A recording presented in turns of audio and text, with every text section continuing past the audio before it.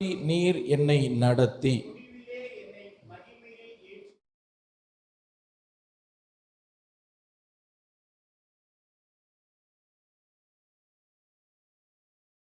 வார்த்தை யார் சொல்றா? கரெக்டா சொல்லுங்க பாப்போம். யார் எழுதின சங்கீதம்? அந்த சங்கீதம் 73 கீழே ஒரு குறிப்பு போட்டிருக்கு பாருங்க, ஆசாபின் சங்கீதம் போட்டிருக்கா. அப்போ இதை சொல்றது யார் அப்படின்னா ஆசாப். இது சொல்றது யாரு? ஆசாப். ஹல்லேலூயா.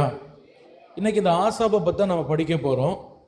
அதுக்கு முன்பாக இந்த ஆசாப் யார் என்று நம்ம படிக்கிறது முன்பாக இந்த ஆசாப்புக்குள்ள ஒரு கேள்வி வருது. பொதுவாகவே எல்லா தெய்வ பிள்ளைகளுக்குள்ளேயும் அந்த கேள்வி வரும். அவர் சொல்றார், ஆசாப்புக்குள்ள வந்த ஒரு பெரிய கேள்வி என்ன தெரியுமா? ஆண்டவருக்கு பயப்படாதவன் நல்லா இருக்கான், ஆண்டவருக்கு பயப்படுற நான் கஷ்டப்படுறேன். எப்படிப்பட்ட கேள்வி அது சொல்லுங்க? ஆண்டவருக்கு பயப்படாதவன் நல்லா இருக்கான், நான் ஆண்டவருக்கு பயந்து இருக்கிறேன், ஆனால் நான் என்ன பண்றேன்? கஷ்டப்படுறேன். அந்த ஒரு சந்தேகம் இவருக்குள்ள வருது. நீங்க 3ஆம் வசனத்தில் பார்க்கும் பொழுது, துன்மார்க்கரின் வாழ்வை நான் காண்கையில் வீம்புக்காரராகிய அவர்கள் மேல் நான் என்ன கொண்டேன்? பொறாமை கொண்டேன். ஒரு மனுஷனுக்கு பொதுவாகவே இந்த உலகத்தில் சொல்லுவாங்க, இன்னும் வர வீட்டுக்குள்ளே என்ன வரக்கூடாது, அது இதான் சொல்லுவாங்க, ஆமாம் வரக்கூடாதுன்னு சொல்லுவாங்க. அதெல்லாம் எனக்கு தெரியாது. ஆனால் மனுஷனுக்குள்ளே வரக்கூடாத ஒரு பெரிய ஆமைன்னா என்னது? இந்த பொறாமை.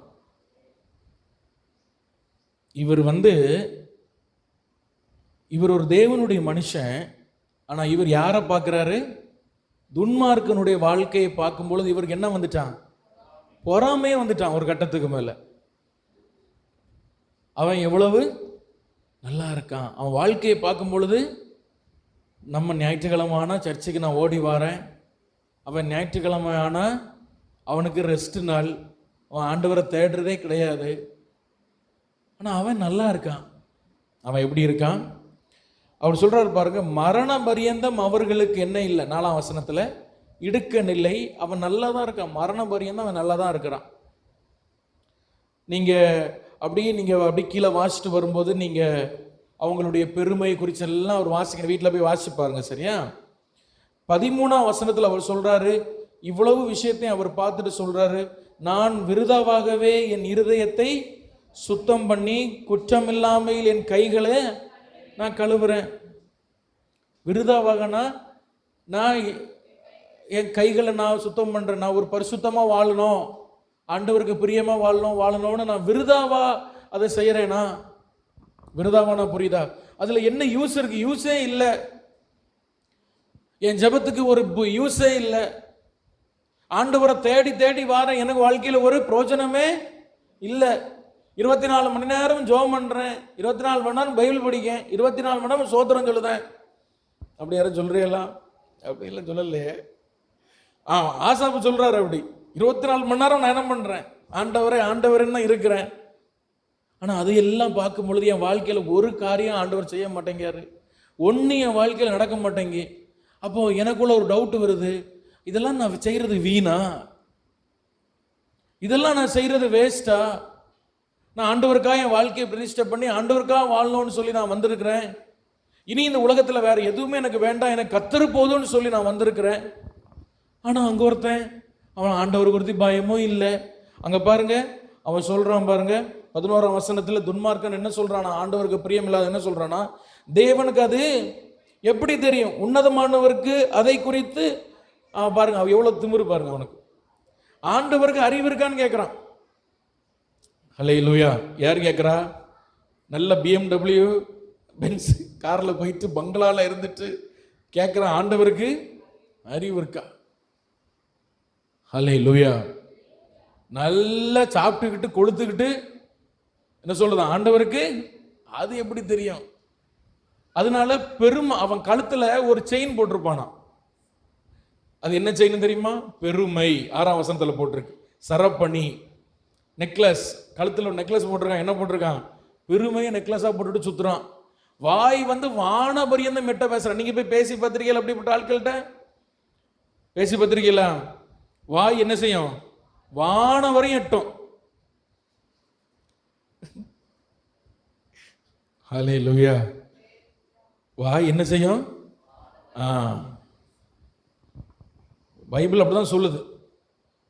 அப்போ இவருக்குள்ள சந்தேகம் வருது, நான் இப்போ விருதாவா எல்லாம் செஞ்சிட்டு இருக்கிறேன், எல்லாம் வேஸ்டாவா செஞ்சிட்டு இருக்கிறேன், எதுக்கு நான் இவ்வளோ கஷ்டப்படுறேன் அப்படின்னு சொல்லி அவருக்குள்ளே ஒரு எண்ணம் வருகிறது. ஹல்லேலூயா. அதில் 14ஆம் வசனம் தான் கொடுமை. நாள்தோறும் நான் வியாதிக்கப்பட்டு காலைதோறும் என்ன பண்ணுறேன்? கண்டிக்கப்படுறேன். இருக்கிற பிரச்சனை போதாதுன்னு ஆண்டவர் இன்னும் கொஞ்சம் நீ சோதனைக்குள்ளே போட்டு உடம்பிச்சு உடச்சி உருவாக்கி அவருக்கு வேலை செஞ்சிட்டு இருக்கிறாரு. ஹல்லேலூயா. நான் சொல்றது புரியுதா? ஏற்கனவே இவருக்குள்ள ஒரு டவுட் ஓடுது, நான் விருதாவாதான் ஆண்டவரை சேவிக்கிறேனா, விருதாவாதான் சர்ச்சைக்கு போறேனா, விருதாவாதான் ஆராதிக்கிறேனா, எந்த யூஸும் இல்லையே அப்படின்னு சொல்லிட்டு மற்றவங்களை பார்க்கும்பொழுது இவருக்குள்ள ஒரு எண்ணம் ஓடுது. ஆனால் ஆண்டவர் அந்த எண்ணம் ஓடிக்கொண்டிருக்கும் பொழுது இவனை தூக்கி போட்டு புடமிடுறாரு. போட்டு இன்னும் கொஞ்சம் போட்டு என்ன பண்றாரு? ஆசாபை போட்டு புடமிடுறாரு. ஹல்லேலூயா. ஆனால் அவருக்குள்ள ஒரு சந்தேகம் வந்தது. 15ஆம் வசனம் சொல்றாரு, இவ்விதமாய் பேசுவேன் என்று நான் சொன்னேனானால் இதோ உம்முடைய பிள்ளைகளின் சந்ததிக்கு நான் என்ன செய்ய? துரோகி ஆயிடுவேன். ஆனால் நான் இதை நான் பேசக்கூடாது, இப்படி நான் பேசிட்டே இருக்கக்கூடாது. துன்மார்க்கம் நல்லா இருக்கானா, ஆண்டவரை தேடி எனக்கு ஒரு பிரயோஜனமும் இல்லை சொல்லிட்டே இருக்கிற பாருங்க. இது எதை பாதிக்கும்? அடுத்த சந்ததி எது பாதிக்கும்? ஹல்லேலூயா. புரியுதா? ஹல்லேலூயா. வீட்டுக்குள்ள உட்கார்ந்துக்கிட்டு அவர் பிள்ளைகள் கேட்கும் பொழுது இவர் சொல்றாரு, ஆண்டவருக்கு பயப்படா நல்லா இருக்கானே, நான் இங்க கஞ்சிக்கே வழியெல்லாம் இருக்கேனே அப்படின்னு சொல்லும்போது அது யாரை பாதிக்குது? பிள்ளைகள் அதை கேட்கிறாங்க, அடுத்த சந்ததிகள் அதை பாதிக்குது. அதனால நான் அதெல்லாம் சொல்ல மாட்டேன், வாய் திறந்து சொல்ல மாட்டேன். ஆனா மனசுக்குள்ள போட்டு புழுங்கிக்கிட்டே கிடக்கிறாரு. மனசுக்குள்ள போட்டு ஐயோ ஏன் இப்படி நடக்குதுன்னு இவருடைய மூளையை வச்சு அதுக்கு பதில் தேட முயற்சி பண்றாரு. கவனிங்க, தூங்காதீங்க. இவருடைய மூளையை வச்சு என்ன பண்றாரு? அதுக்கு பதில் தேடுறாரு. எதுக்கு பதில் தேடுறாரு? ஏன் துன்மார்க்கன் நல்லா இருக்கான், ஆண்டவருக்கு பயப்படாதவன் ஏன் நல்லா இருக்கிறான், நான் ஆண்டவர் தேடுறேன்னு ஏன் என் வாழ்க்கையில் இவ்வளவு உபத்திரவம்னு சொல்லி இவருடைய மூளையை வச்சு அதுக்கு பதில் தேடி பார்க்கிறார். மூளைக்கு பதில் கிடைக்கல. கடைசியில் என்ன பண்ணாரு தெரியுமா? அழகான ஒரு முடிவெடுத்தாரு. தேவ சமூகத்துக்கு போனார். ஒரு ஆமென் சொல்லுங்க. ஹல்லேலூயா. பரிசுத்த ஸ்தலத்துக்குள்ள போய் அதுக்கு முடிவை தேடி பார்க்கிறார்.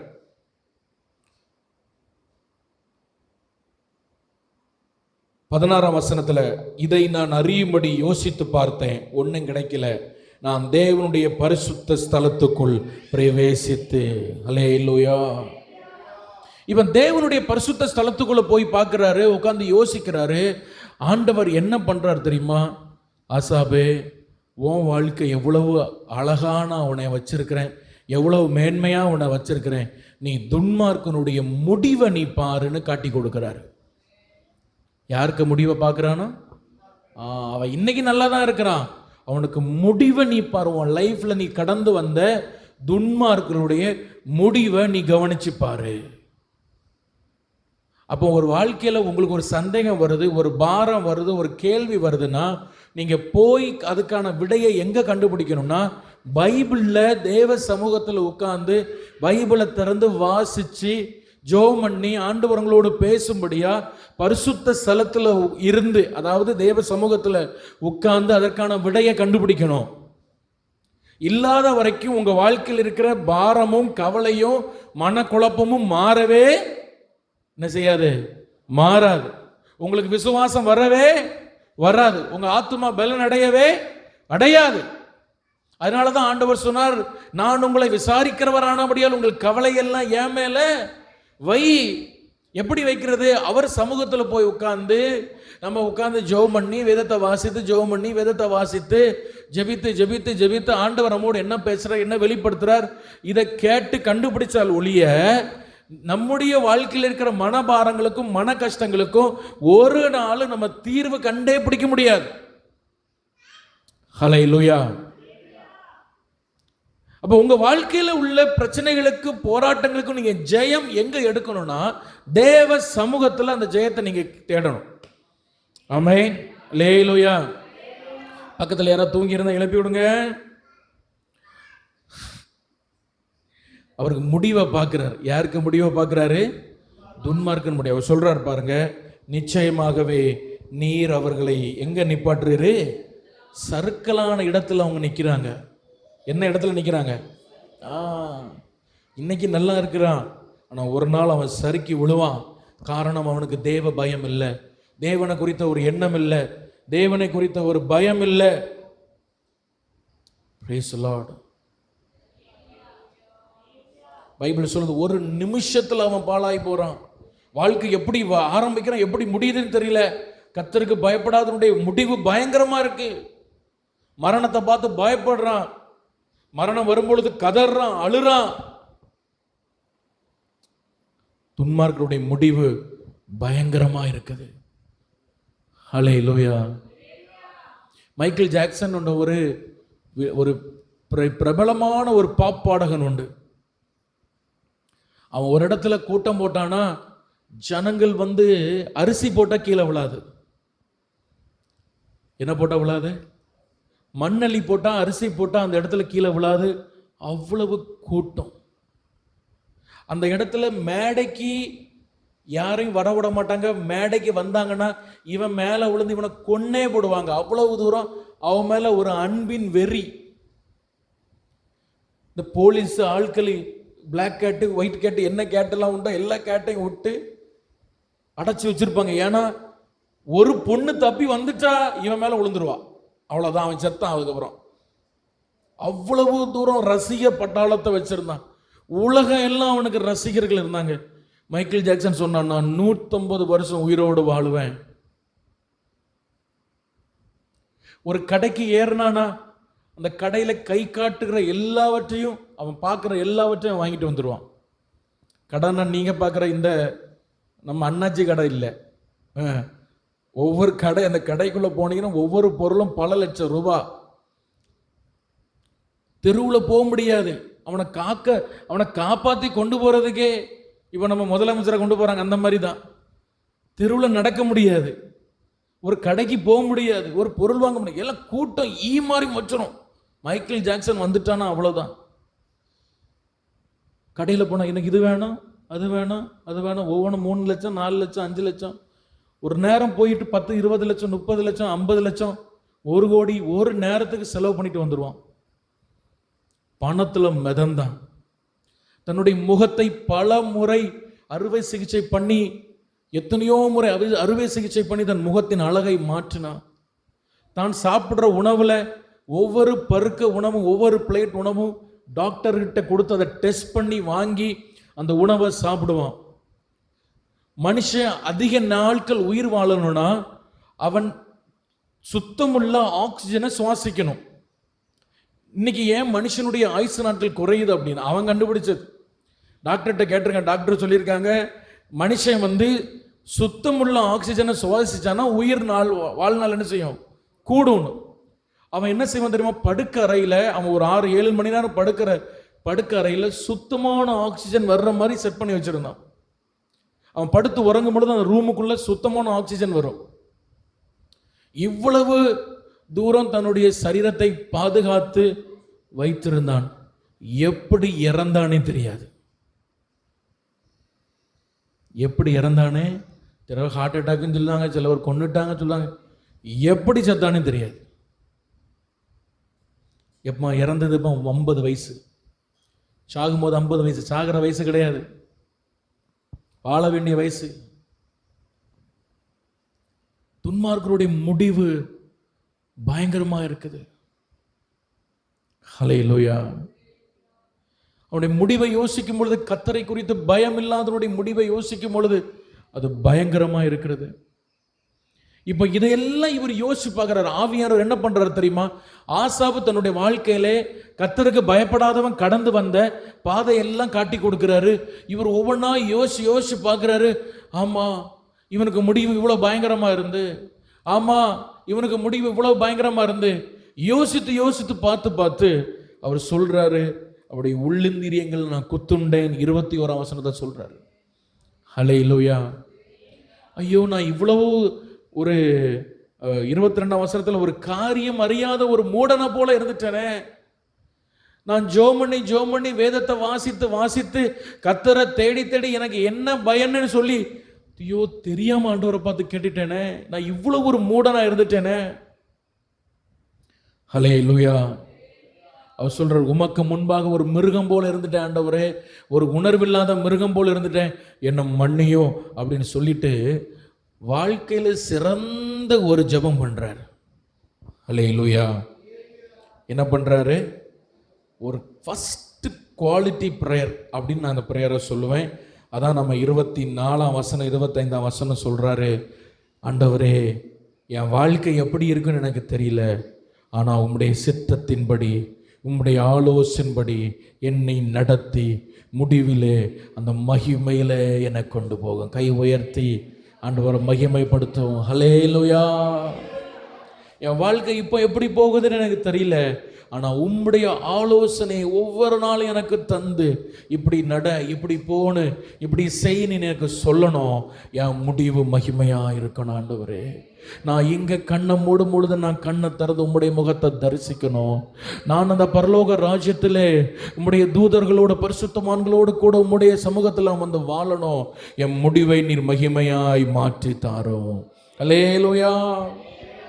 என் மகிமையில நீர் என்னை ஏற்றுக்கொள்வீர் அப்படின்னு சொல்லிட்டு அவர் ஒரு அழகான ஒரு காரியத்தை சொல்றாரு. பூலோகத்தில் எனக்கு இனிமேல் உம்மை தவிர வேற ஒரு விருப்பம் இல்லை. இதுதான் பிரசங்கத்தினுடைய ஒரு முக்கரு. ஹல்லேலூயா. எவ்வளோ அழகா சொல்றாரு பாருங்க. சொல்ல அது இனிக்கி. பூலோகத்தில் உம்மை தவிர வேற விருப்பம் எனக்கு இல்லை அப்படி நம்ம சொல்ல முடியுமா? ஆனால் இவர் அந்த ஒரு முடிவுக்குள்ள வர்றார் ஆசாப். ஹல்லேலூயா. தேவ சமூகத்துக்கு போறாரு, குழப்பம் எல்லாம் தெளிவடையுது. இப்போ அவர் சொல்றார், இல்லை நான் ஜெபிக்கிற ஜெபம் வீணா போகலை, என் முழங்கால் வீணா போகலை, என் கண்ணீர் வீணா போகலை, நான் ஆவியில் நிரம்புறது வீணா போகல, வேதம் வாசிக்கிறது வீணா போகலை, நான் கர்த்தரை தேடி ஓடி கூட்டமாக போகிறேன், ஜபன்னு போகிறேன், அது எனக்கு வீணா போகலை. எனக்கு ஒரே ஒரு ஆசை, இந்த பூலோகத்தில் உம்மை தவிர வேற ஆசையே எனக்கு இல்லைப்பா. என் வாழ்க்கை ஆசீர்வாதமாக இருக்கணும்னா, என் ஜீவியம் ஆசீர்வாதமாக இருக்கணும்னா, என் வாழ்க்கை தேவனுக்கு மகிமையாக இருக்கணும்னா, நான் சொல்கிறேன், இந்த பூலோகத்தில் அவரை தவிர வேற விருப்பம் உங்களுக்கு இருக்கக்கூடாது. ஹல்லேலூயா. அவரை மிஞ்சின ஒரு விருப்பம், அவரை தாண்டின ஒரு ஸ்நேகம், அவரை தாண்டின ஒரு ஆசை, அவரை தாண்டின ஒரு பாசம் இந்த பூமியில் உங்களுக்கு இருக்கக்கூடாது. ஹல்லேலூயா சொல்லுங்க. என்னைக்கு உம்மை தவிர எனக்கு இந்த பூமியில வேற ஆசை இல்லை அப்படின்னு நீங்க தீர்மானம் பண்ணி ஒரு வாழ்க்கை வாழ்றீங்களோ, உங்க வாழ்க்கை மகிமை உள்ளதா இருக்கும்னு இன்னைக்கு ஆசாப் மூலமா ஆண்டவர் நம்மோடு கூட ஆசாபின் வாழ்க்கையை வச்சு நம்மோடு பேச போகிறார். ஹல்லேலூயா. இந்த ஆசாபு கர்த்தரை தவிர வேற விருப்பம் இல்லை என்ற ஒரு முடிவெடுத்து ஒரு வாழ்க்கை வாழ்ந்தான் பாருங்க. அவன் வாழ்க்கை எவ்வளவு மகிமை உள்ளதா இருந்தது இன்னைக்கு வேதத்துல நம்ம படிக்க போகிறோம். Praise the lord. ஹல்லேலூயா. ஆனா இந்த செய்தியை கேட்கும்போது உங்களுக்குள்ள ஒரு ஆசை, உங்களுக்குள்ள ஒரு விருப்பம் வெடித்து எழும்பணும். கர்த்தரை தவிர வேற விருப்பம் இந்த பூமியில எனக்கு இல்லை. ஹல்லேலூயா.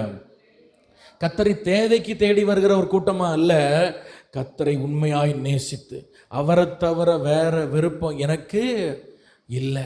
இந்த ஒரு வாழ்க்கைக்குள்ள நீங்க வாங்க. இன்னைக்கு ஆவியானவர் உங்களை அழைக்கிறார். ஹல்லேலூயா.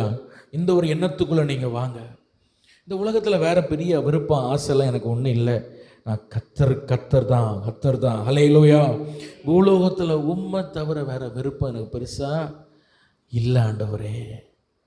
Price the lord. ஹல்லேலூயா. ஹல்லேலூயா சொல்லுங்க. இந்த உலகத்தில் எதையும் பார்த்து எக்ஸைட் ஆகாதீங்க, எதையும் பார்த்து பிரமிக்காதீங்க. எல்லாம் ஒன்றும் நம்ம நினைக்கும் பெருசு ஒன்றும் கிடையாதுங்க. ஆமாவா இல்லையா? நம்ம ஸ்தாபன ஃபவுண்டர், பழைய முன்னாள் ஸ்தாபன இவர் தலைவர் தாமஸ் பாஸ்டர் வந்து கொஞ்சம் பாஸ்டர்ஸ் எல்லாம் நான் கேள்விப்பட்ட எனக்கு சிரிப்பாக இருக்கான்னு நினைக்கும் போது கூட்டிகிட்டு போனாங்களாம் ஒரு பெரிய கடைக்கு. மால் சொல்லுவோம்ல, நம்ம சென்னையிலலாம் இருக்குல்ல, அது பேர் என்னது, மால். அப்போ தான் அது ஃபஸ்ட்டு முதல்ல வருது. ஞானியார் பாஸ்டரா? ஆமாம், ஞானியார் பாஸ்டர். அது என்னது, அதுக்கு பேர் என்னது, மால். இப்போ நிறைய வந்துட்டு, இப்போ தடுக்கி விழுந்த மால். அப்போ தான் முதல்ல அந்த மால் பெருக்கி ஏற்றினார். நம்ம ஆளுக்கெல்லாம் போனது கிடையாது. நீங்கள்லாம் போனீங்க ஆண்டுருவே. அப்போ எல்லாருமே அப்படி தான் நினைப்பாங்க. ஏன்னா அன்னைக்கு இப்போ யாருக்கும் மாலுனாலும் இல்லை, ஒருத்தர் என்ன செய்யாது தெரியாது. என்னையும் முதல்ல கூட்டிகிட்டு போனாங்க மாலுன்னு. ஒன்றும் பெருசாக இல்லை, கடையாக தான் இருந்து. அப்படியான்னு அங்கே போன ஆட்கள் எல்லாம் என்ன பண்ணுறாங்க, கடையை பாரு, ஞானியர் பசங்க ஞானியர் பசங்க கடையை பாரு, அதை பாரு, இதை பாரு, எல்லாம் ஆணு ஈச்சி வாய் வழியாக போயிட்டு காது வழியாக வருது, எல்லாம் ஆணு. ஞானியார் பாசர்கிட்ட வந்து சொன்னாங்களாம், பாசர் பார்த்தீங்களா பாசர், பார்த்தீங்களா பாசர்னு கேட்டாங்க. அவர் சேட்டையே பண்ணல, சட்டவும் பண்ணல, அப்படி அமைதியாக வந்துக்கிட்டே இருக்கிறாராம். கடைசியில் ஒரு பாஸ்டர் பார்த்துட்டே இருக்கிறார் இவரை. இவர் முகத்தில் ஒரு சந்தோஷமே இல்லை. ஒரு மாலுக்கு வந்திருக்கோம், அப்போ அது பெரிய விஷயம். இப்போ 10-20 வருஷத்துக்கு முன்னாடி அது பெரிய விஷயம். அது 20 வருஷம் முன்னாடி கூட இருக்கும், ரொம்ப பெரிய விஷயம். அது அப்போல்லாம் ரொம்ப பெரிய விஷயம். என்ன இவர் அமைதியாக வர்றாரு, ஒன்றும் முகத்தில் ஒரு சந்தோஷமே இல்லைன்னு சொல்லி, பாஸ்டர் என்ன பாஸ்டர் ஆச்சு, என்ன உடம்புக்கு முடியலையா, ஏன் ரொம்ப ஒரு மாதிரி அமைதியாக இருக்கிறீங்க அப்படின்னு கேட்டால் அவர் சொன்னாராம், கருப்பன் சுற்றிக்கிட்டே வாரான் இங்க. புரியுதா உங்களுக்கு? யார் சுற்றிக்கிட்டு வாரா? கருப்பன். கருப்பன்னா புரியுதா?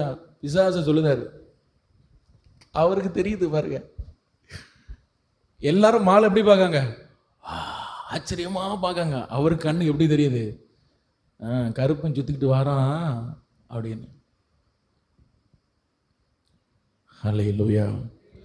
நான் ரொம்ப இதை கொஞ்சம் யோசிப்பேன், சில நேரம் உட்காந்து சிரிப்பேன், சில நேரம் ரொம்ப யோசிப்பேன். அவருக்கு மட்டும் அது என்னவா தெரியல, ஒரு பெரிய எக்ஸைட்மெண்ட்டா தெரியல. இந்த உலகத்தில் நம்ம எக்ஸைட் ஆகிறதுக்கு, நம்ம பார்க்கறதுக்கு ஒன்றுமே இல்லை. பைபிள் சொல்லுது, இந்த பூமி அக்னிக்கு இரையாக வைக்கப்பட்டிருக்கு.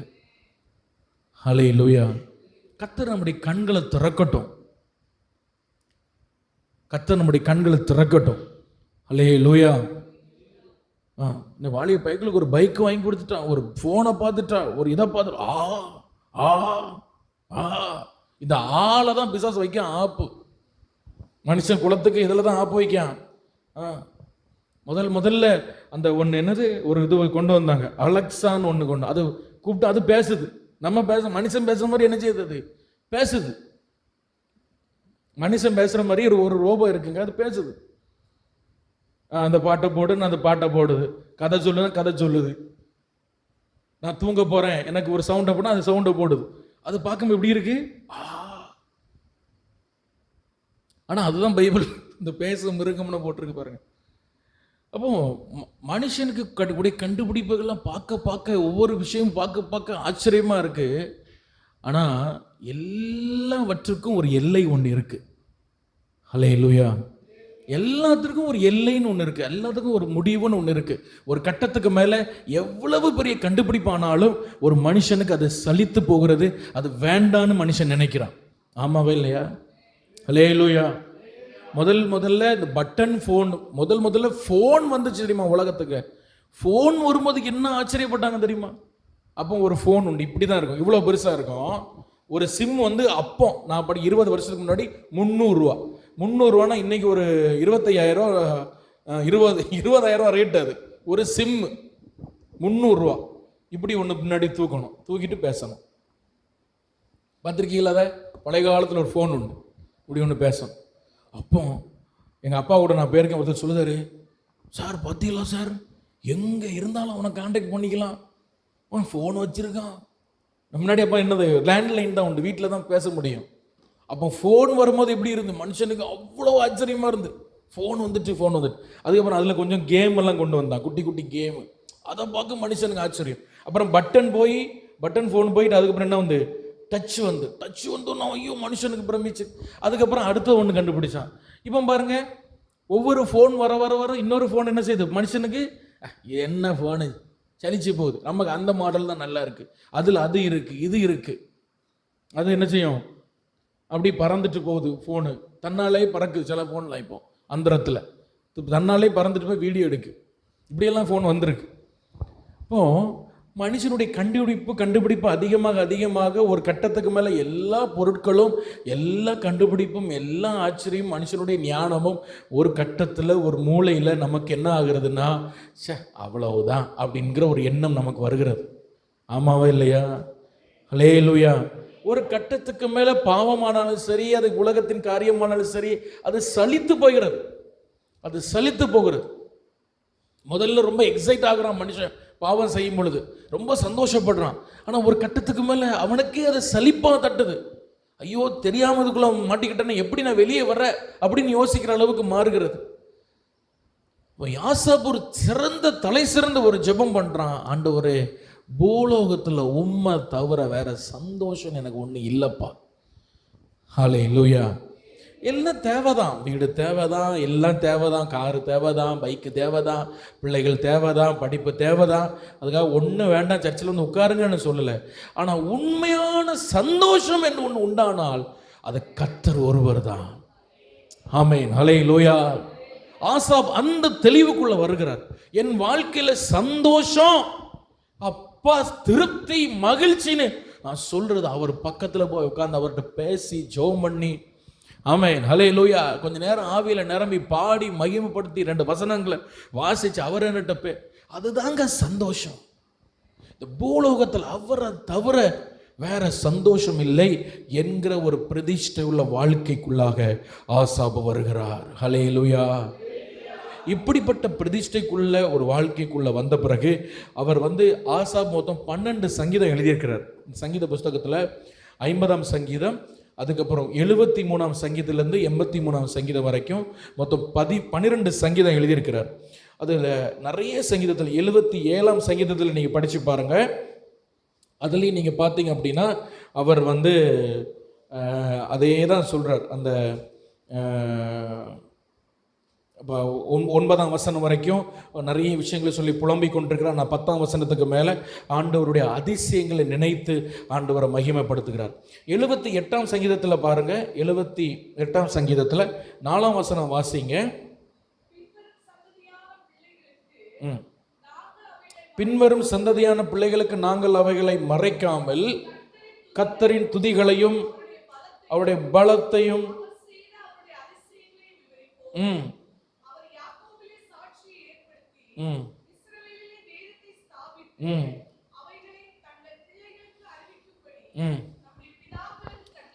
ஆமென் ஹல்லேலூயா. அப்புறம் அவர் ஒரு முக்கியமான ஒரு முடிவு எடுக்கிறாரு.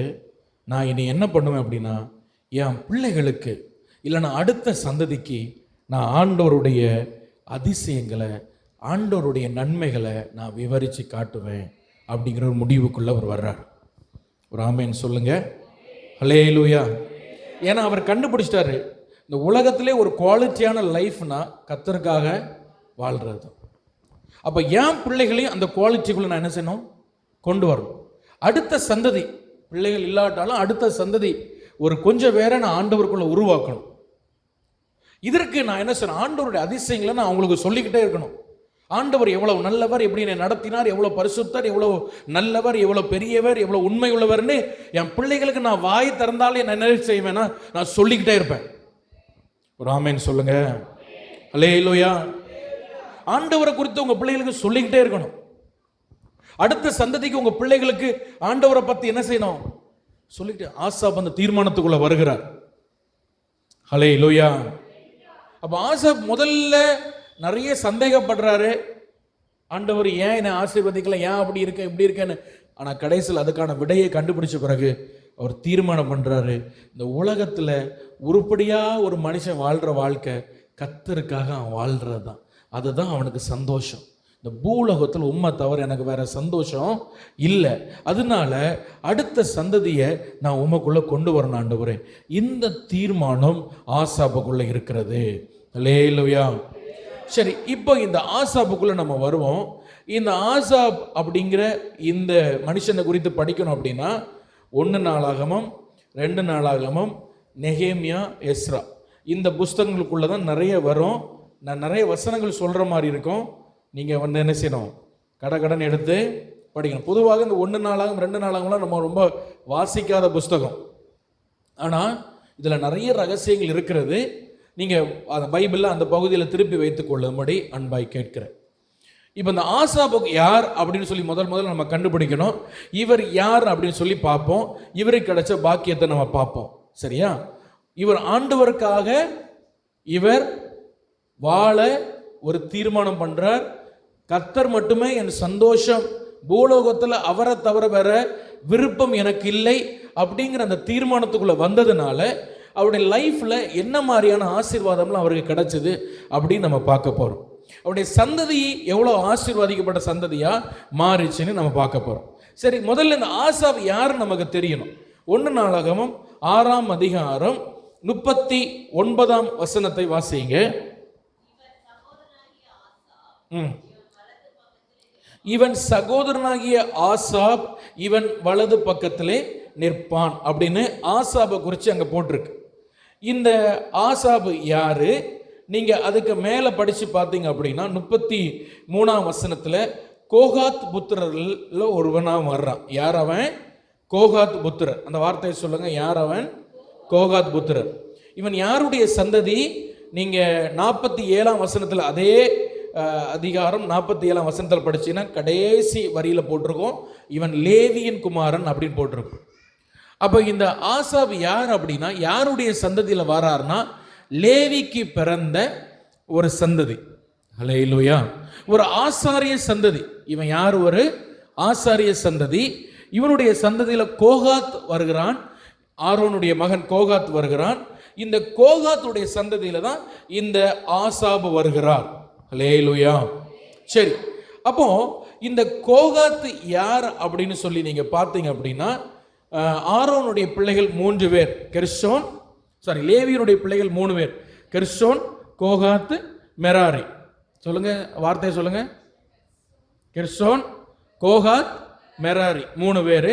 இந்த கெர்சோனுடைய வேலைகள் என்ன அப்படின்னா இவங்க வந்து ஆசரிப்பு கூடாரம் அப்படியே ஷிஃப்ட் ஆகி போகும் பாருங்க. ஒவ்வொரு இடத்துல இருந்து இன்னொரு இடத்துக்கு மாறி போகும் பொழுது ஆசரிப்பு கூடாரத்துக்கு மேலே இருக்கிற கவரு, துணி, கர்டன் இதெல்லாம் அவங்க எடுத்துட்டு போகணும். மெராரி என்ன பண்ணணும்னா அந்த ஃப்ரேம், அந்த வுட்டு, மரக்கட்டைகள் எல்லாத்தையும் அவங்க தூக்கிட்டு போகணும். ஆனால் இந்த கோகாத்துடைய வேலைகள் என்ன தெரியுமா? இந்த கோகாத் என்ன பண்ணணும்னா அவங்க பரிசுத்த பாத்திரங்களை அவங்க சுமக்கணும். அல்லேலூயா. உடன்படிக்கை பெட்டி, மேஜை, பொன் குத்து விளக்கு, இந்த மாதிரிப்பட்ட மகிமையான காரியங்களை இந்த கோகாத்து சுமக்கணும். அல்லேலூயா.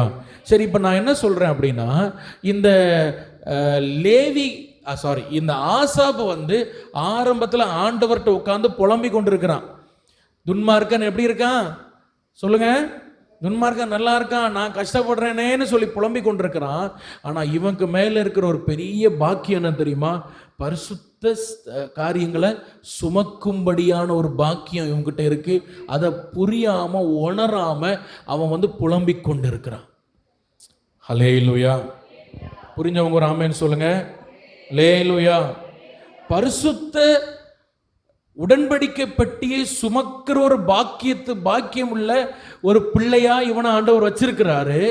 ஆனா இவன் அதை புரியாம துன்மார்க்கன் நல்லா இருக்கான், நான் கஷ்டப்படுறேன்னு முதல்ல உட்காந்து புலம்பிக் கொண்டிருக்கிறான். ஹல்லேலூயா. அப்போ இவனுடைய பாக்கியம் என்னன்னா, இவன் பிறப்பே ஒரு பாக்கியம்தான். இவனுக்கு கிடைச்ச முதல் விஷயம் என்னன்னா, இவன் ஒரு லேவி கோத்திரத்தில் பிறக்கிறது இவனுக்கு கிடைச்ச ஒரு பெரிய பாக்கியம். என்னுடைய பெரிய பாக்கியம் என்ன தெரியுமா? இயேசுவின் பிள்ளைகளாய் நாம் ரட்சிக்கப்பட்டிருக்கிறோம். அது நமக்கு கிடைச்ச ஒரு பெரிய பாக்கியம்.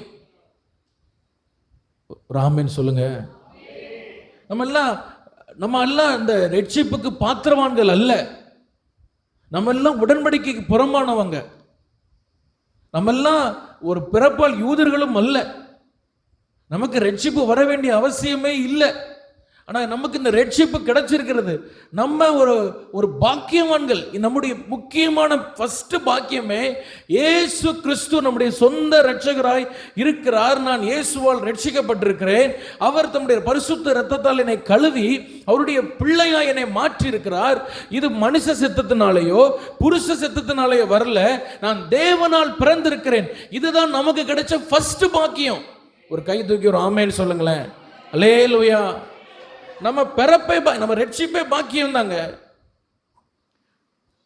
என் வாழ்க்கையில் கிடைச்ச முதல் பாக்கியம் நீங்க என்ன சொல்லுவீங்க அப்படின்னா, நான் ரட்சிக்கப்பட்டிருக்கிறேன். ரெண்டாவது நமக்கு கிடைச்ச பெரிய பாக்கியம் பரிசுத்த ஆவியை சுமக்கும்படியாய். எப்படி ஒரு ஆசாபு இல்லைன்னா ஒரு கோகாத்து உடன்படிக்கை பெட்டியை சுமக்கும்படியாய் பாக்கியம் பெற்றாங்களோ, அது போல பரிசுத்த ஆவியை சுமக்கும்படியாய், தேவனுடைய மகிமையை சுமக்கும்படியாய் ஆண்டவர் இந்த உலகத்தில் என்ன செலக்ட் பண்ணி வச்சிருக்கிறார். இந்த உலகத்தில் எத்தனையோ பேர் இருக்கிறாங்க, என்னை விட படித்தவங்க, திறமையானவங்க, நல்லவங்க. அவங்களெல்லாம் இன்னைக்கு ரட்சித்தாங்கன்னா இன்னைக்கும் ஆண்டவருக்கு நம்மளை விட உண்மையா இருப்பாங்க. ஆனால் அவர்களெல்லாம் ஆண்டவர் விட்டு நம்மை அவருடைய மகிமையை சுமக்கும்படியாய் அவர் செலக்ட் பண்ணி வச்சிருக்கிறார். இது நமக்கு கிடைச்ச முதல் பாக்கியம். ஒரு ஆமென் சொல்ல முடியுமா? ஹல்லேலூயா. இந்த பாக்கியம் புரியாம நீங்க ஆண்டவர்கிட்ட போய் புலம்பிக் கொண்டிருக்காதீங்க. முதல் பாக்கியம், நீங்க சொல்ல வேண்டிய முதல் பாக்கியம், இயேசுவின் பிள்ளையாய் நான் இருக்கிறேன். ரெண்டாவது, அவருடைய மகிமையை சுமக்கும்படி அவர் பாக்கியத்தை ஆண்டவர் எனக்கு தந்திருக்கிறார். அவர் என்ன செலக்ட் பண்ணி இருக்கிறார். என் சரீரத்தை அதுக்கு செலக்ட் பண்ணி வச்சிருக்கிறார். இந்த சரீரம் எப்படிப்பட்ட சரீரமா இருக்கணும், என் பிள்ளை எப்படி இருக்கணும், தாயின் வயிற்றில் இருக்கும் பொழுதே என்ன செலக்ட் பண்ணிட்டார். நான் தேவனுடைய மகிமையை சுமக்கிற ஒரு பாத்திரமா இருக்கணும்னு என்ன செலக்ட் பண்ணிட்டார். இது நீங்க செலக்ட் பண்ணீங்களா? நீங்க யாரோட ஆண்டவர்கிட்ட போய் பெட்டிஷன் கொடுத்தீங்களா? பிறந்து வரும்பொழுது அவர்கிட்ட ஒரு லெட்டர் கொடுத்துட்டு வந்தீங்களா? ஆண்டவர், நான் பூமிக்கு போகிறேன், என்னை இந்த வயசில் ரட்சிக்கணும், இந்த வயசில் எனக்கு அபிஷேகம் தரணும்னு யாராவது சொன்னோமா? சொல்லலை. அவர் நம்மை தேடி வந்து நம்ம ரட்சித்தார். இது எவ்வளவு பெரிய பாக்கியம். ஹல்லேலூயா. இன்னைக்கு நம்முடைய வாழ்க்கையின் ஆசீர்வாதத்துக்கு தடையே என்ன தெரியுமா? இந்த முதல் பாக்கியத்தை நம்ம உணராம இருக்கிறது தான்.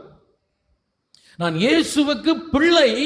ரெண்டாவது, அவருடைய மகிமையை சுமக்கும்படியாய் என் சரீரத்தை அவர் செலக்ட் பண்ணி வச்சிருக்கிறார். இந்த பாக்கியம் ஆசாபுக்கு புரியாம அவர் முதல்ல உட்கார்ந்து புலம்பிக் கொண்டிருந்தார். ஹல்லேலூயா.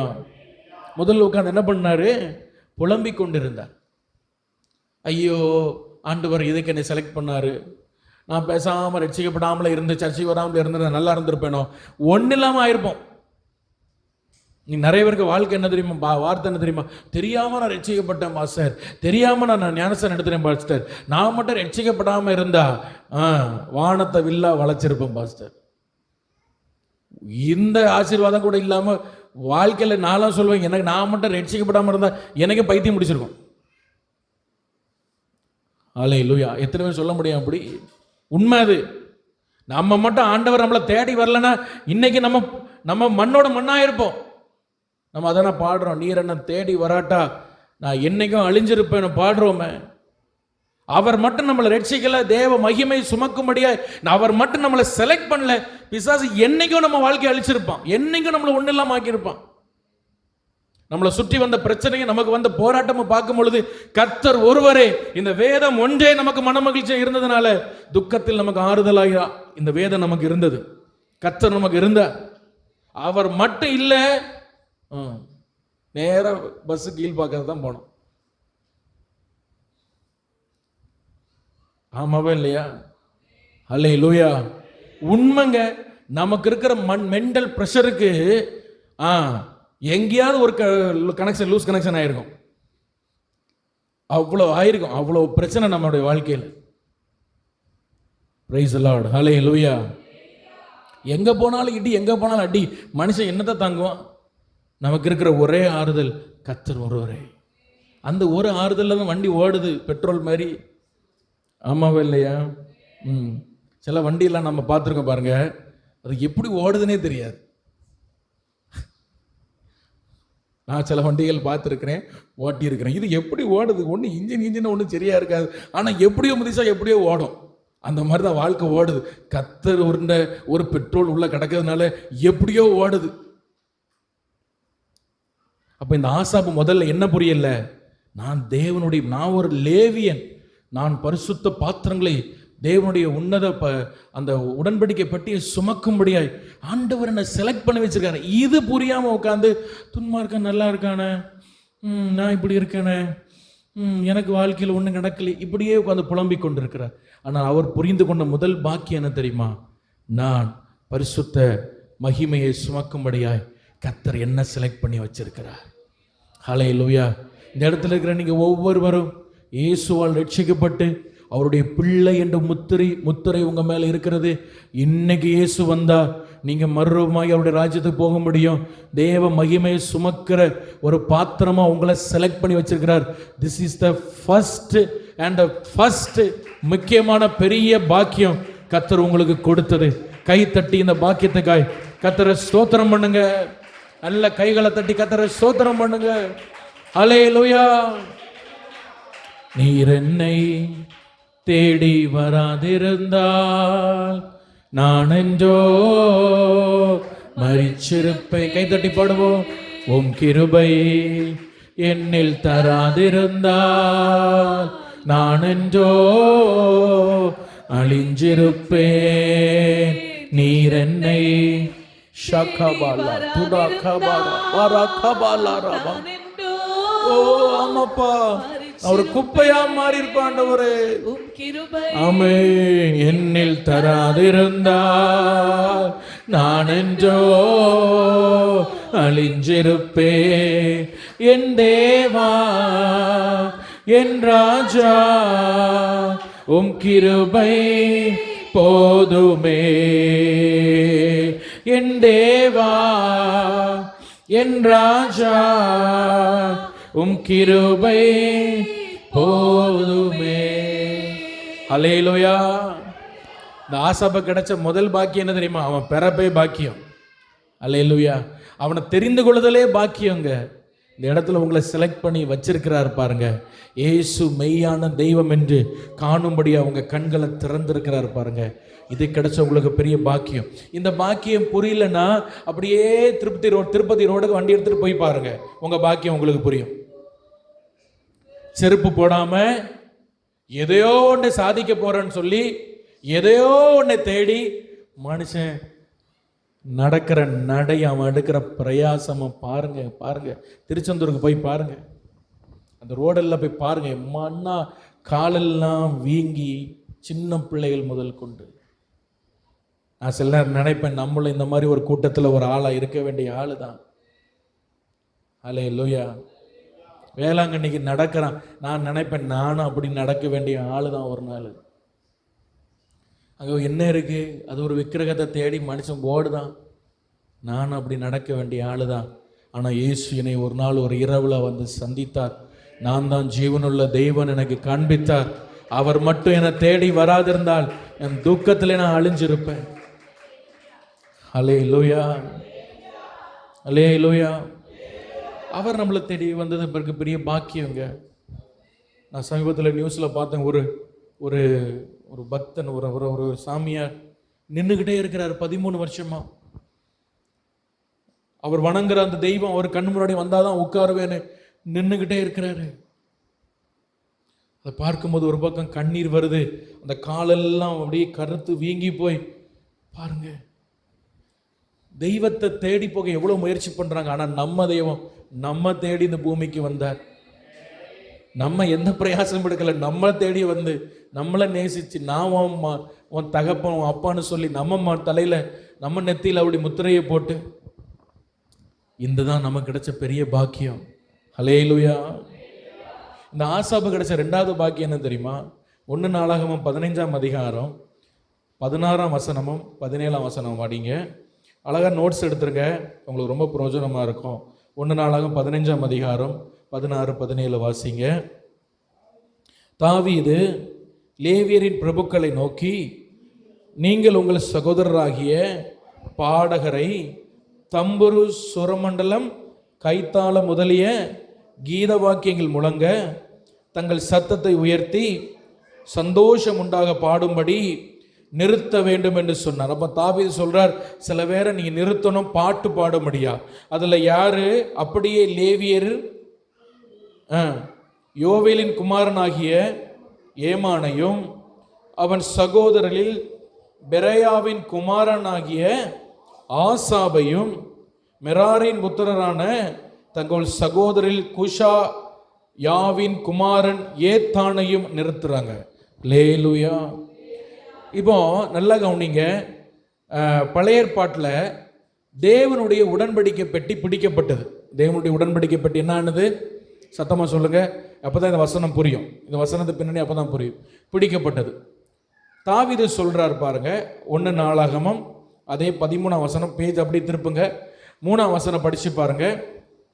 நமது தேவனுடைய பெட்டியை திரும்ப நம்மிடத்திற்கு கொண்டு வருவோமாக. சவுலின் நாட்களில் அதை என்ன செஞ்சோம்? பல வருஷம், கிட்டத்தட்ட 20-25 வருஷமா அதை தேடலை. தேவனுடைய பெட்டி இப்போ எங்கே கிடக்குன்னு தெரியாது. தேவனுடைய பெட்டி இப்போ ஓபேத் ஏதோம் அப்படிங்கிற ஒரு வருஷம் வீட்டில் இருக்கு. எங்கே இருக்கு? 14ஆம் வசனத்தில் நீங்கள் பார்த்தீங்கன்னா தெரியும். ஓபேத் ஏதோம் அப்படிங்கிற ஒரு வீட்டில் தேவனுடைய பெட்டி இருக்கு. இப்போ தாவீது சொல்றாரு, அங்கிருந்து நம்ம என்ன செய்வோம்? தேவனுடைய பெட்டியை நம்ம எடுத்துட்டு வருவோம்னு சொல்லி ஓபேத் ஏதோம் வீட்டுக்கு போய் அந்த பெட்டியை எடுக்கிறதுக்கு எல்லாரும் போறாங்க.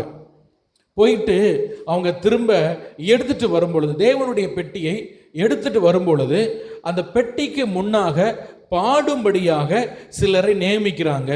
அதுல ஒருவர் யார் தெரியுமா? இந்த ஆசாப். அல்லேலூயா. 2வது இவனுக்கு கிடைச்ச பாக்கியம் என்ன தெரியுமா? கர்த்தரை பாடுற ஒரு பாக்கியம் ஆசாப்பு கிடைச்சு. ஒரு ஆமென் சொல்லுங்க. இந்த பாக்கியம் கிடைச்சல பயங்கரமா மாறுது. முதல்ல நீங்க இதை எழுதிக்கோங்க. கர்த்தரை பாட்டு. எத்தனை பேர் ஆண்டவரை பாடி துதிக்கிறீங்க? உங்க நாவலில் என்ன பாட்டு வருது? அல்லேலூயா. பாட்டு உங்களுக்கு குரல் நல்லா இல்லாட்டாலும் என்ன செய்யணும்? இசட் ஸ்கேலில் நீங்கள் பாடினாலும் என்ன செய்யணும்? பாடணும். கர்த்தர் நல்ல பாடி, ஏன்னா அவர் துதியில மகிமைப்படுற தேவன். ஆண்டவர் உங்களுக்கு, ஆவியானவர் உங்களுக்கு தருகிற பாடல்களை அதிகமாக பாடுங்க. உங்கள் இருதயத்தில் இருக்கிற சந்தோஷத்தை பாட்டினால் விவரிங்க. நீங்கள் நல்ல ஜெபிக்கிறவர்களாக இருந்தீங்கன்னா, நீங்கள் ஆண்டவரோடு நடக்கிறவர் இருந்தீங்க, அதிகமாக உங்களுக்கு பாட்டு தானாக வரும். இது எக்ஸ்பீரியன்ஸ் பண்ணவங்களுக்கு தெரியும். பாட்டு என்ன செய்யும்? தானாக வரும். இந்த ஆசாபு கிடைச்ச முதல் பாக்கியம் என்ன தெரியுமா? கர்த்தரை பாடுறது. அது மட்டும் இல்லாமல் இந்த வசனத்தில் நீங்கள் படித்து பார்த்தீங்கன்னா, இந்த சம்பவம் நடக்குது பாருங்க. உடன்படிக்கை பெட்டியை ஓபேத் ஏதோம் வீட்டிலேருந்து எடுத்துட்டு வந்து அதை எருசலேமில் தாவீது நகரத்தில் கொண்டு ஒரு கூடாரத்துக்குள்ளே கொண்டு வைக்கிறாங்க பாருங்க. இது பல ஆண்டுகளாய் இஸ்ரவேல் தேச ஜனங்கள் காத்து கொண்டிருந்த ஒரு எழுப்புதல். அல்லேலூயா. பல ஆண்டு. ஏன்னா தேவனுடைய பெட்டி கீரியாத் யாரியம் வீட்டில் 20 வருஷம் இருக்கு. அங்கே இருக்கும் பொழுது ஜனங்கள் புலம்பிட்டு தான் இருக்கிறாங்க, ஆண்டவருடைய பெட்டி போயிட்டேன்னு. அதுக்கப்புறம் திரும்ப கொண்டு வர பார்க்குறாங்க. கொண்டு வரும் பொழுது அதை சரியா பைபிள் பிரகாரமாக கொண்டு வரபடியால் ஒருத்தன் தொடுறான், ஊசா. அது தொட்ட இடத்துல ஸ்பாட்டில் டெத் ஆகுறான். உடனே அதை கொண்டு போய் ஓபேத் ஏதோம் வீட்டில் வைக்கிறாங்க. தாவீதுக்கும் முழு இஸ்ரவேல் ஜனங்களுக்கும் ஆசை, அந்த பெட்டியை எடுத்துக்கொண்டு, அதுதான் தேவ சமூகத்தின் அடையாளம், தேவ மகிமையின் அடையாளம், தேவ பிரசன்னத்தின் அடையாளம் அந்த உடன்படிக்கை பெட்டி. அதை எடுத்துட்டு வந்து எங்க வைக்கணும்? தாவீதின் நகரத்துக்குள்ள வைக்கணும்னு சொல்லி, அது பல ஆண்டுகளாய் இருக்கிற ஒரு ஜெபமும் ஒரு வேண்டுதலும் ஒரு தாகமும் ஒரு எழுப்புதலின் நோக்கம் அது. அல்லேலூயா. தேவனுடைய பெட்டி, தேவனுடைய சமூகம் நம்ம எருசலேமுக்குள்ள வந்துராதா? தேவனுடைய உடன்படிக்கை பெட்டி நம்ம இஸ்ரவேல் தேசத்துக்குள்ள அந்த பிரதானமான இடத்துலாகிய அந்த எருசலேமுக்குள்ள தேவனுடைய பெட்டி வந்துராதான்னு ஒரு எழுப்புதலின் நாளுக்காக தாவீது பல நாட்களாய் ஜெபம் பண்ணி கொண்டிருக்கிறார். இஸ்ரவேல் ஜனங்கள் காத்து கொண்டிருக்கிறாங்க. இவனுக்கு கிடைச்ச 2வது பாக்கியம் என்ன தெரியுமா? ஒரு மகாபிரிய எழுப்புதலை இவன் கண்ணால பார்க்கத்தக்க கர்த்தர் இந்த ஆசாவுக்கு ஒரு கிருபையை கொடுத்தார். நல்ல கைகளை தட்டி கர்த்தரை மகிமைப்படுத்துவோம். ஹல்லேலூயா. பல ஆண்டுகள் தரிசனம், பல ஆண்டுகள் ஜெபம், பல ஆண்டுகள் வேதனை, பல ஆண்டுகள் இதற்கான ஒரு நோக்கம். எப்படியாகிலும் தேவனுடைய பெட்டியை இந்த இஸ்ரவேல் தேசத்துக்குள்ள, இந்த எருசலேமுக்குள்ள கொண்டு வரணும். ஒரு எழுப்புதலை இந்த இஸ்ரவேல் பார்க்காதா என்ன ஒரு நோக்கம். அந்த எழுப்புதலை காணும்படியாய் கர்த்தர் இந்த ஆசாபுடைய கண்களுக்கு கர்த்தர் பாக்கியத்தை பாராட்டினார். ஒரு ஆமென் சொல்லுங்க. ஹல்லேலூயா. ஹல்லேலூயா. நான் சொல்றேன், இந்த பூலோகத்தில் உம்மை தவிர வேற சந்தோஷம் இல்லை என்று வாழ்கிறவர்களுக்கு கிடைக்கிற அடுத்த பாக்கியம் என்ன தெரியுமா? இந்த தேசம் ஒரு எழுப்புதல்காய் காத்து கொண்டிருக்கிறது. ஆமாவா இல்லையா? இந்தியாவை காவிமயமாக்குவோன்னு சொல்றான். ஆனா ஆவியானவர் சொல்கிறார், இந்த இந்தியாவில் இருந்துதான் ஒரு எழுப்புதலை நான் உலகமெல்லாம் அனுப்ப போகிறேன். ஆவியானவருக்கு ஒரு பெரிய பாரம், ஒரு பெரிய தாக்கம் இந்த தமிழ்நாட்டு மேல இருக்கிறது. ஹல்லேலூயா. இந்தியா தேசத்துக்கு மேல கர்த்தருடைய நோக்கம் பெரியதா இருந்தபடியால் அவருடைய 12 சீசன்ல ஒருவனை இந்தியா தேசத்துக்கு ஆண்டவர் அனுப்பினார். இந்தியாவை காவிமயமாக்குவோன்னு சொல்லிட்டு இருக்கிறாங்க. ஆனா இயேசு கிறிஸ்து இந்தியாவை வைத்துதான் ஒரு எழுப்புதலே இந்த உலகத்துக்கு கொண்டு வர அவர் வாஞ்சித்து கொண்டிருக்கிறார். உம்மை தவிர பூலோகத்தில் வேற சந்தோஷம் இல்லைன்னு நீங்க சொல்லுவீங்கன்னா, நான் சொல்றேன், அந்த எழுப்புதல் வரும் பொழுது அந்த எழுப்புதல்ல நீங்களும் ஒரு பங்காக இந்த ஆசாபை போல் மாற கர்த்தர் உங்களுக்கு கிருபை தருவார். கை தட்டி கர்த்தரை மகிமைப்படுத்துங்க பார்ப்போம். ஹல்லேலூயா, ஹல்லேலூயா. எத்தனை பேருக்கு ஆசை இந்தியா தேசத்தில் நீங்க நினைக்கிறீங்களோ இல்லையோ ஒரு பெரிய எழுப்புதல் வரப்போகுது. இதுக்கு முன்னாடி பெரிய பரிசுத்தவான்கள் அதுக்கு அதிக ஜெபம் பண்ணி இருக்கிறாங்க. அநேகர் தீர்க்கதரிசனம் சொல்லியிருக்காங்க. இந்தியாவிலிருந்து தான் ஒரு எழுப்புதல் எழும்பி உலக நாடுகள் எங்கெல்லாம் பரவி செல்லும். ஹல்லேலூயா. எத்தனை பேருக்கு ஆசை அந்த எழுப்புதல்ல நான் ஒரு பங்கா இருக்கணும்? எழுப்புதலை வெறும் பார்க்கிறவனா அல்ல, எழுப்புதல்ல ஒரு பங்கா இருக்கணும். ஆசாப் இந்த எருசலேம்ல வந்த எழுப்புதல்ல பாடல் பாடுகிற முதல் குரூப்ல ஒரு பங்காக அவன் இருந்தான். உங்களையும் என்னையும் கர்த்தர் அப்படி ஒரு பங்காக மாற்றுவாராக. ஹல்லேலூயா. எழுப்புதல்ல ஒரு பங்காக நம்மை கர்த்தர் மாற்றுவார். எப்போ மாற்றுவார் தெரியுமா? பூலோகத்தில் உம்மை தவிர வேற சந்தோஷம் எனக்கு இல்லைன்னு சொல்கிற ஒரு மனுஷனை எழுப்புதல்ல பங்காக கர்த்தர் நிச்சயமாய் மாற்றுவார். ஹல்லேலூயா, ஹல்லேலூயா.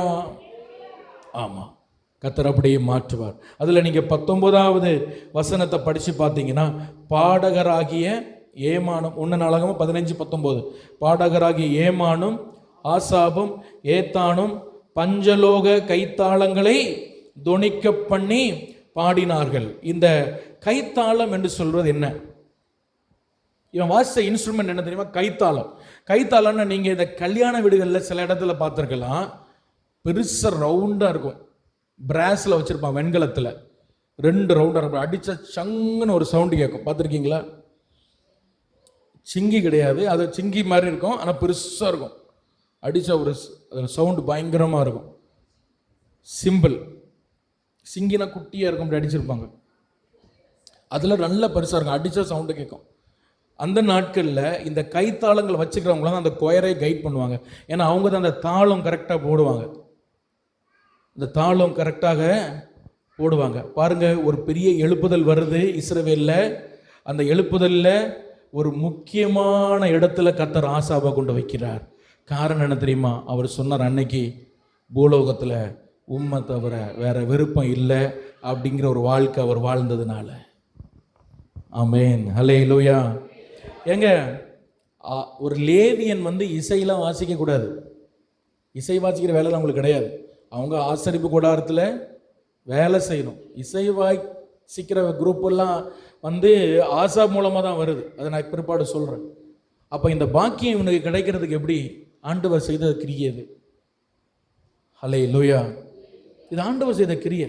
இவனை ஒரு எழுப்புதலை பார்க்க மட்டுமல்ல, அந்த எழுப்புதலில் பங்கு எடுக்கவும், அந்த எழுப்புதலில் நடக்கிற அந்த கொயரை அப்படியே கண்ட்ரோல் பண்ணி கொண்டு போகிற முதல் 3 முக்கிய நபர்களில் இந்த ஆசாபும் ஒருவனாக இருப்பான். அவன் கண் எவ்வளோ கண்ணீராக இருந்தோன்னு யோசிச்சு பாருங்க. எவ்வளோ மகிழ்ச்சியாக அந்த இடத்துல போய் வாசிச்சுட்டு இருப்பான்னு பாருங்க. எங்க பல ஆண்டுகள் ஜெபம், 20-30 வருஷமா இந்த உடன்படிக்கை பெட்டி எருசலேமுக்குள்ள வராதான்னு ஜெபித்து கொண்டு அந்த எழுப்புதலை பாரத்தோடு பார்த்து கொண்டிருக்கிறாங்க. அந்த எழுப்புதலுக்காக தாகத்தோடு தாவீது அது ஜெபித்து கொண்டு இருக்கிறார். அதுக்கான ஃபர்ஸ்ட் அட்டெம்ப்ட் ஒரு பண்றார், அது தோல்வியாக மாறுது. பல நாட்கள் இஸ்ரவேல் ஜனங்களுக்கு அதை காத்து கொண்டிருக்கிறாங்க. ஏன்னா சாமுவேல் காலத்துல, அந்த ஏலியின் காலத்துல அது போன மகிமை திரும்ப அது உடன்படிக்கை பெட்டி வராதான்னு காத்து கொண்டிருக்கிறாங்க. ஹல்லேலூயா. அந்த மகிமையை பார்க்கும்படியாக மட்டுமல்ல, அந்த எழுப்புதல்ல முக்கிய ஒரு ஸ்தானத்தில் கர்த்தர் ஆசாபை கொண்டு வருகிறத பார்க்கிறோம். அருமையானவர்களே, இந்த உலகத்தில் பூலோகத்தில் அவரை தவிர வேற எனக்கு சந்தோஷம் இல்லை என்று சொல்லி நீங்கள் வாழ்ந்து பாருங்க. அப்படி ஒரு வாழ்க்கை வாழ்வீங்கன்னா நிச்சயமாக சொல்வேன், இந்தியா தேசத்தில் இனி வரப்போகிற எழுப்புதல்ல கர்த்தர் உங்களை ஒரு முக்கியமான பங்காக வைப்பார். நீங்கள் ஒருவேளை ஒரு சாதாரண கிராமத்தில் சின்ன ஒரு ஓரத்தில் உட்காரலாம், உங்களை ஒரு முக்கியமான பங்காய் கர்த்தரால் மாற்ற முடியும். ஹல்லேலூயா. ஒரு ஆசாபை மாற்ற முடியுமானால், ஒரு சாதாரண ஒரு லேவியனாக இருந்த ஒரு ஆசாபை கர்த்தர் மாற்ற முடியுமானால், உங்களையும் என்னையும் கர்த்தர் நிச்சயமாக அவர் மாற்ற முடியும். ஹல்லேலூயா, ஹல்லேலூயா. ஆண்டவர் அவ்வளவு நல்லவர். அதில் நீங்கள் படிக்கும் பொழுது அதுக்கு அடுத்த அதிகாரத்தில் படிக்கும் பொழுது 4ஆம் வசனத்தில் படிக்கும்போது, இஸ்ரவேல் தேவனாகிய கர்த்தரை 16:4 பிரஸ்தாபம் பண்ணி துதித்து புகழ்றதுக்கு சிலரை நியமித்தான். அவர்களில் யார் தலைவனாக இருந்தான்? ஆசாப் அவர்கள் தலைவனாக இருந்தான். ஹல்லேலூயா. அப்போ ஆசாபு கர்த்தருடைய ஊழியத்தை செய்வ, கர்த்தருடைய பெட்டிக்கு முன்பாக நடந்து செல்ல அவனுக்கு ஒரு தலைவனாக அவர் மாறுகிறத பார்க்கிறோம். 5ஆம் வசனத்தில் நம்ம படிக்கிறோம், அவன் பாருங்க, அவன் அந்த 1 நாளாகமம் 16:4-5 படிக்கிறோம். அவன்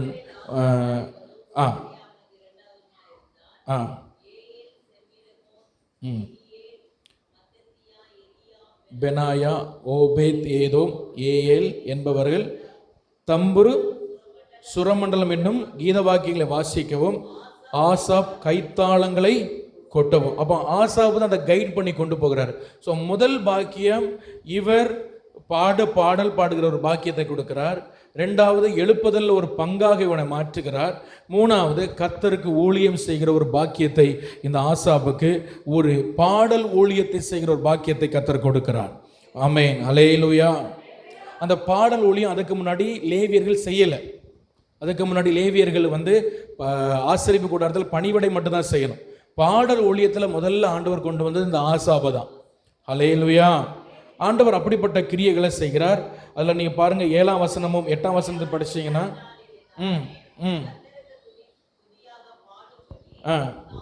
தாவீது ஆசாபிடத்திலும் அவன் சகோதரிடத்திலும் கொடுத்த சங்கீதமாவது. ஹல்லேலூயா. அப்போ இவனுக்கு வேலை என்ன? ஆக்சுவலாக ஒரு லேவியன் என்று சொன்னால் அவன் ஆசரிப்பு கூடாரத்தில் பணிவிட செய்யணும். ஆனால் தாவீது இங்கே ஆசாபை கூப்பிட்டு சொல்கிறாரு, ஒரு பாட்டு எழுதியிருக்கேன், அதுக்கு ராகம் அமைச்சுத்தானு ஆசாபு கையில் கொண்டு அந்த காரியத்தை கொடுக்குறார். கர்த்தருக்கு ஊழியம் செய்ய ஒரு பெரிய பாக்கியம் இந்த ஆசாபுக்கு கிடைக்கிறத நாம் பார்க்குறோம். ஹல்லேலூயா. இதெல்லாம் எப்படி கிடைக்கிது? பூலோகத்தில் உம்மை தவிர வேற விருப்பம் இல்லை என்று சொன்ன அந்த ஒரு மனுஷன் அப்படி ஒரு வாழ்க்கை வாழ்ந்த அருமையான தெய்வ பிள்ளைகளே, பூலோகத்தில் உங்களுக்கு கர்த்தரை தவிர வேற விருப்பம் இருக்கக்கூடாது. கர்த்தரை தவிர வேற நமக்கு எல்லா தேவைகள் ஆண்டவர் நமக்கு தருவார். ஆனால் விருப்பம் அதுக்கு மேலே போயிடக்கூடாது. உங்கள் ஆசை அதுக்கு மேலே போயிடக்கூடாது. உங்கள் எண்ணம் அதுக்கு மேலே போயிடக்கூடாது. உங்கள் விருப்பம் அதுக்கு மேலே போச்சு, அவ்வளவுதான். இந்த ஆசாபுக்கு ஒரு முடிவு எடுக்கிறார், தீர்மானம் எடுக்கிறார். பூலோகத்தில் உம்மை தவிர எனக்கு ஆசை விருப்பம் என்று ஒன்று இல்லை ஆண்டவரே. ஹல்லேலூயா. அடுத்தது இந்த ஆசாபு கிடைக்கிற அடுத்த ஒரு பாக்கியத்தை பார்க்கலாம். 1 நாளாகமம் 25ஆம் அதிகாரம் முதல் வசனத்தை வாசிப்போம். 1 நாளாகமம் 25. மேலும் சுரமண்டலங்களாலும் தம்பூர்களாலும் கைத்தாளங்களாலும் தீர்க்க தரிசனம் சொல்லுகிற ஆசாப். ஹல்லேலூயா.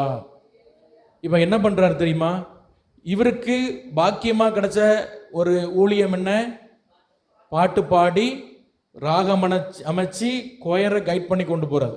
ஆக்சுவலாக இவருக்கு இது கிடைக்க வேண்டிய வேலை கிடையாது, ஆனால் இவருக்கு கொடுத்தார்.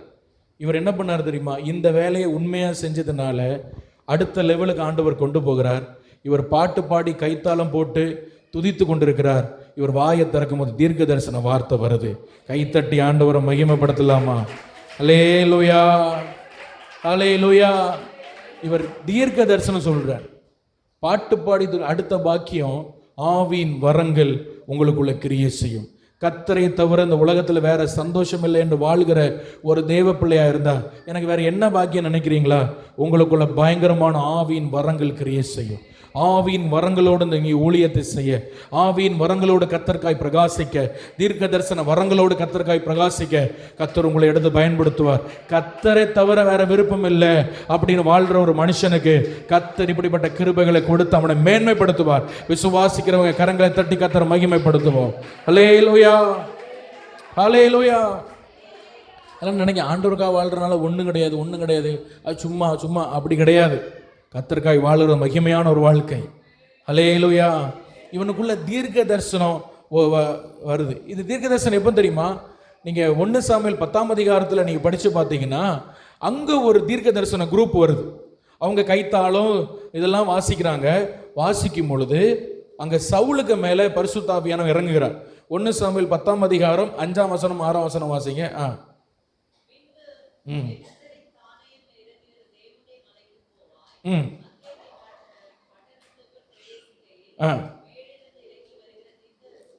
ஒரு தீர்க்க தரிசன குரூப் நீ பாப்பாய்.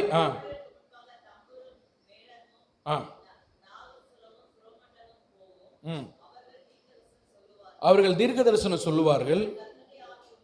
அப்பொழுது கர்த்தருடைய ஆவி உண்மையில் இறங்கும். அப்ப தீர்க்க தரிசனம் சொல்லும் பொழுது என்ன நடக்குது தெரியுமா? அங்க கர்த்தருடைய ஆவி அங்க இறங்கும். ஒரு ஆமென் சொல்லுங்க. ஹல்லேலூயா. அப்ப இவனுக்குள்ள செயல்பட்ட என்னது அடுத்த பாக்கியம் என்னன்னா தீர்க்க தரிசனம் சொல்கிற ஆவியின் வரம் இவனுக்குள்ள செயல்பட்டது. ஆமென். ஹல்லேலூயா. ஒரு ஹல்லேலூயா சொல்லுங்களேன். சரி, இவனுக்கு கிடைச்ச முதல் பாக்கியம் சொல்லுங்க. இவன் பிறப்பிலேயே ஒரு பாக்கியமான, இவனுக்கு கிடைச்ச முதல் பாக்கியம் என்னது?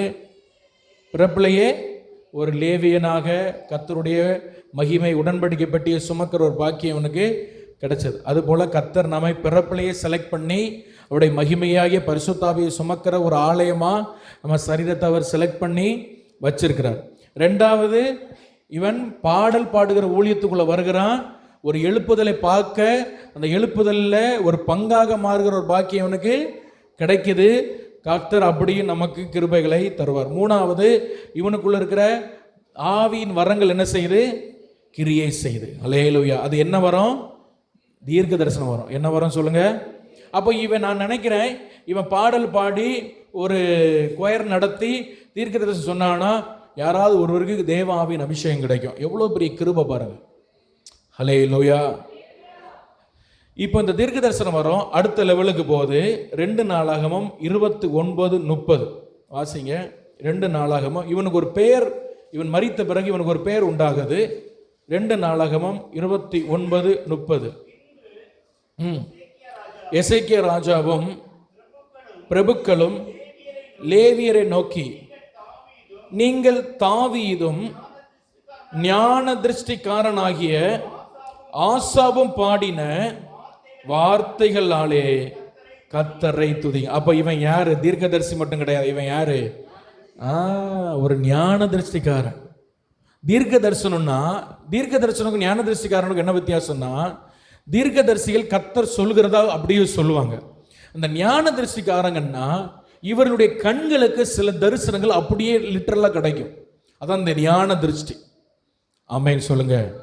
அவங்க இருக்கிற இடத்துல ஒரு மனுஷனுடைய சூழ்நிலையோ ஒரு காரியத்தையோ ஒரு தேசத்தின் நிலையோ அப்படியே ஞான திருஷ்டியா ஒரு படம் மாதிரி உங்க முன்னாடி ஓடும். ஒரு டிவியில் படம் ஓடுற மாதிரி முன்னாடி அப்படியே ஓடும். அதான் இந்த ஞான திருஷ்டியின் வரங்கள்.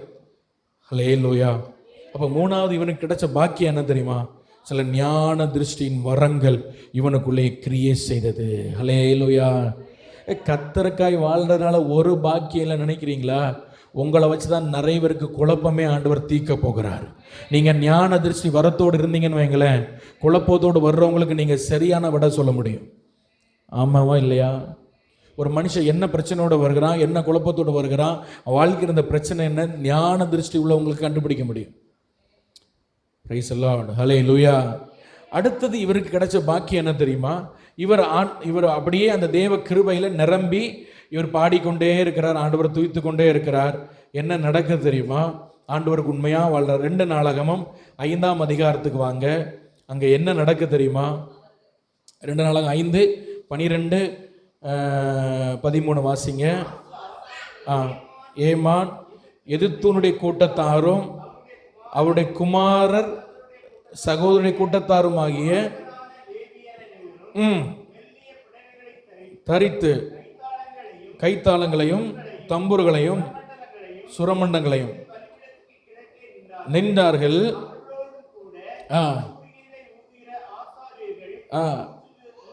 120 பேர் நின்றார்கள். அப்படி அவங்க நிற்கும் பொழுது துதித்து பாடினார்கள். ஆசாரியர்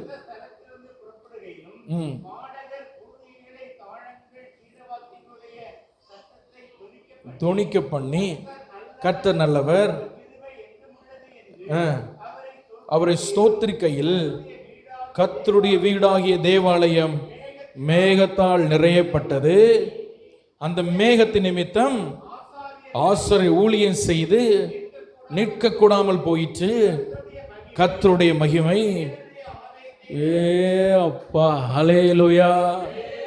இந்த மனுஷன் பாட்டு பாடுதாரு, தேவ மகிமை ஆலயத்துக்குள்ள, 2ஆம் ஆலயத்துக்குள்ள, சாலமன் கட்ட ஆலயத்துக்குள்ள வருது. அப்போ நான் நினைக்கிறேன் இவருக்கு நல்ல வயசு இருக்கும் அந்த டைம்ல. ஏன்னா தாவீது காலத்தில் உள்ள ஒரு ஆள் இவர் பாட்டு பாடி ஆண்டவரை மகிமைப்படுத்துறாரு. வேதம் சொல்கிறது அந்த நாட்களில் தீர்க்கதரிசிகள் பாட்டு பாடி தீர்க்க தரிசனம் சொல்லும் பொழுது ஒரு குறிப்பிட்ட மனுஷன் மேலே தான் பரிசுத்த ஆவியானவர் இறங்குவார். ஆனால் இங்கே என்ன நடக்கு தெரியுமா? ஆலயத்தில் ஆசாரியர்கள் நிற்க முடியாத அளவுக்கு மகிமை ஆசாவுடைய பாட்டினால் இறங்கினது. கைத்தட்டி கர்த்தரை மகிமைப்படுத்துவோம். ஹல்லேலூயா. கர்த்தருடைய மகிமையை சுமக்கிறவனா இல்லை. இவனுக்கு அடுத்த பாக்கியம் என்ன தெரியுமா? தேவ மகிமை பூமியில பிரத்யட்சமாய் வெளிப்படுத்துகிற மனுஷனாய் மாறினார். தேவ மகிமைனா என்னன்னு இந்த இஸ்ரவேல் ஜனங்களுக்கு இப்போ கொஞ்ச நாளாக மறந்து போச்சு. ஏன்னா இவங்க வனாந்திரத்தில் தேவ மகிமையை பார்த்தாங்க, சீனாய் மலையில் பார்த்தாங்க, ஆசரிப்பு கூடாரத்தில் பார்த்தாங்க. ஏலிக்கு அப்புறம் தேவ மகிமையை பிரத்யட்சமாக இஸ்ரவேல் ஜனங்கள் பார்க்கவே இல்லை. தேவ மகிமைனா எப்படி இருக்கணும் இவங்களுக்கு தெரியாது. யார் காட்டிதான் தெரியுமா? ஆசாப்பு காட்டினாரு. இந்த பூலோகத்தில் உம்மை தவிர வேற சந்தோஷம் எனக்கு இல்லைன்னு சொல்ற ஒரு மனுஷன் தேவ மகிமைனா எப்படி இருக்கணும் பிரத்யட்சமா அன்னைக்கு அந்த ஜனங்களுக்கு காட்டினார். ஒரு ஆமேன் சொல்லுங்க. ஹல்லேலூயா. பிரத்யட்சமா. அதுதான் விஷயம். அதுதான் விஷயம். முதல்ல ஆசை அந்த உடன்படிக்கை பெட்டி எடுத்து தாவீது நகரத்தில் வைக்கும் பொழுது தேவ மகிமை வந்ததுன்னு சொல்லி பைபிளில் ரெக்கார்டு இல்லை. ஒருவேளை வந்திருக்கலாம், ஆனால் பைபிள் ரெக்கார்டிக்கலாம் இங்கே ரெக்கார்ட் பண்ணுது. இவர் ஆசாபை துதித்து பாடும் பொழுது, இவன் குரூப் பாடி துதிக்கும் பொழுது தேவ மகிமை அந்த ஆலயத்தை நிரப்பினது. பிரத்யட்சமாக தேவ மகிமை ஜனங்கள் பார்க்குறாங்க, முகங்குப்புற விழுறாங்க. ஹல்லேலூயா. தேவனுடைய மகிமை வர்றதுனால ஆசாரியர் நிற்க முடியாத அளவுக்கு தேவ மகிமை இறங்கினது. இதுதான் இவனுக்கு கிடைச்ச அடுத்த பாக்கியம். தேவ மகிமை சுமக்கிறவனாய் மட்டுமல்ல, பிரத்யட்சமாக தேவ மகிமை காண்பிக்கிறவனாய் இருந்தான். அடுத்த பாக்கியம் என்ன தெரியுமா? தாவீது ஆசைப்பட்டார் இந்த பிரதிஷ்டையில் நிற்கணும்னு. யார் ஆசைப்பட்டா? இந்த 2வது ஆலயம் கட்டும்போது நான் உயிரோடு இருக்கணும்னு தாவீது ஆசைப்பட்டார். ஆனால் தாவீதுக்கு அந்த பாக்கியம் கிடைக்கல. இந்த ஆசாபுக்கு அந்த பாக்கியம் ஆண்டவர் கொடுத்தார். அப்போ முதல்ல உடன்படிக்கை பெட்டி எருசலேமில் வரும்போதும் முதல் ஆளாக இவர் தான் நின்னாரு. 2வது ஆலயம் கட்டும் பொழுதும் கோயர் ஃபர்ஸ்ட் குரூப்பில் இவர் தான் நிற்கிறாரு. எங்கள் ஆண்டவருக்காக வாழ்கிறனால ஆண்டவர் கொடுக்குற ஸ்தானங்களை பார்த்தீங்களா? நீங்கள் சொல்கிறீங்களா ஆண்டவருக்காக வாழ்கிறனால என்ன பாக்கியம்னு நினைக்கிறீங்களா? Praise lord. ஹல்லேலூயா. குறிப்பிட்ட நேரம் வரும்போது ஆண்டவர் நம்ம உயர்த்துவோம். அது வரைக்கும் நான் ஆண்டோடைய பலத்தை கருத்தில் அடங்கி இருப்போம். குறிப்பிட்ட ஸ்தானங்களில் கர்த்தர் நம்மை தூக்கி உயர்த்தி வைப்பார். ஹல்லேலூயா. இப்போ நான் இன்னொரு அடுத்த சொல்கிறேன். இந்த ஆசாபுக்கு அடுத்த இருந்த ஒரு பெரிய பாரம் என்னது? அடுத்த சந்ததிகள் மேல் ஒரு பாரம் உள்ள மனுஷனாக இருந்தார். அதனால் என்ன நடந்து தெரியுமா? இவர் இறந்துட்டார். ஆசாப் என்ன ஆச்சாரு? இறந்துட்டார். ஆனால் ஆசாபுக்குள்ள இருந்த டேலண்டும் ஆவியின் வரங்களும் அடுத்த சந்ததிக்குள்ளே பாஸ் பண்ணி போச்சு. அதுதான் ஆசாபின் குமாரர்கள் அப்படின்னு சொல்லி பைபிளில் வாசிக்கிறோம். அவர்கள் ஒரு கொயர் டீமாகவே அந்த தேவனுடைய ஆலயத்தில் இருந்தாங்க. பொதுவாக நான் சொன்ன மாதிரியே அவங்க என்ன செய்யணும்? லேவியர்கள் தான். அவங்க பணிவிடை வேலை மட்டும் தான் செய்யணும். ஆனால் இவங்க ஒரு கொயர் டீமாக ஃபார்ம் பண்ணுறதுக்கு ஆசாப் தான் இதுக்கு ஃபவுண்டர். ஆசாப் தான் எதுக்கு ஃபவுண்டரு? தேவாலயத்தில் கொயர் டீம், லேவியர்களுடைய கொயர் டீமுக்கு ஃபவுண்டர் யாரு? ஆசாப். நெகேமியா 7ஆம் அதிகாரம் 44ஆம் வசனத்தில் படித்து பார்த்தீங்கன்னா, ஆசாபின் புத்திரர் எத்தனை பேர்? 148 பேர் இருக்கிறாங்க. இது அவங்க வந்து அங்கே போயிட்டு வரும்பொழுது, அதாவது அந்த சிறையிருப்புக்கு போயிட்டு வரும்பொழுது எண்ணி பார்க்குறாங்க. அப்போ எத்தனை பேர் இருக்கிறாங்க? 148. நெகேமியா 11ஆம் அதிகாரம் 17ஆம் வசனத்தில் படித்து பாருங்க. நெகேமியா 11:17.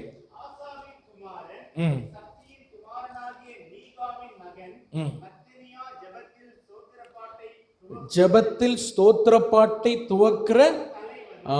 இப்போ இவனுக்கு சந்ததியில் ஒரு மனுஷன் வரான். அவன் பேரு என்னது? மத்னியா. அவன் பேர் என்ன? மத்னியா. ஆசாபுடைய சந்ததியில் ஒரு மனுஷன் வரான். அவன் பேரு மத்னியா. இந்த மத்னியாவுக்கு வேலை என்ன தெரியுமா? ஃபர்ஸ்ட் பாட்டை ஸ்டார்ட் பண்ணுறதே இவர் தான். சந்ததி ஆண்டவர் எப்படி வைக்கிறார் பாருங்க. நீங்கள் இதெல்லாம் ஆசைப்படணும். நம்ம சந்ததியில் கர்த்தர் இப்படி மாற்றணும். அல்லேலூயா. கர்த்தரை தவிர இந்த உலகத்தில் வேற சந்தோஷம் இல்லைன்னு வாழ்ந்த ஒரு மனுஷனுடைய சந்ததி ஆண்டவர் கைவிடலைங்க. தேவ ஆலயத்தில் முதல் ஸ்டார்டிங் ப்ரேயரை இவர் தான். யாரு? மத்னியா. இவர் யார் அப்படின்னா ஆசாபுக்கு பிள்ளை. இன்னொரு பையன் இருக்கிறான். நெகேமியா 11:22 பாருங்க. எருசலேமில் இருக்கல.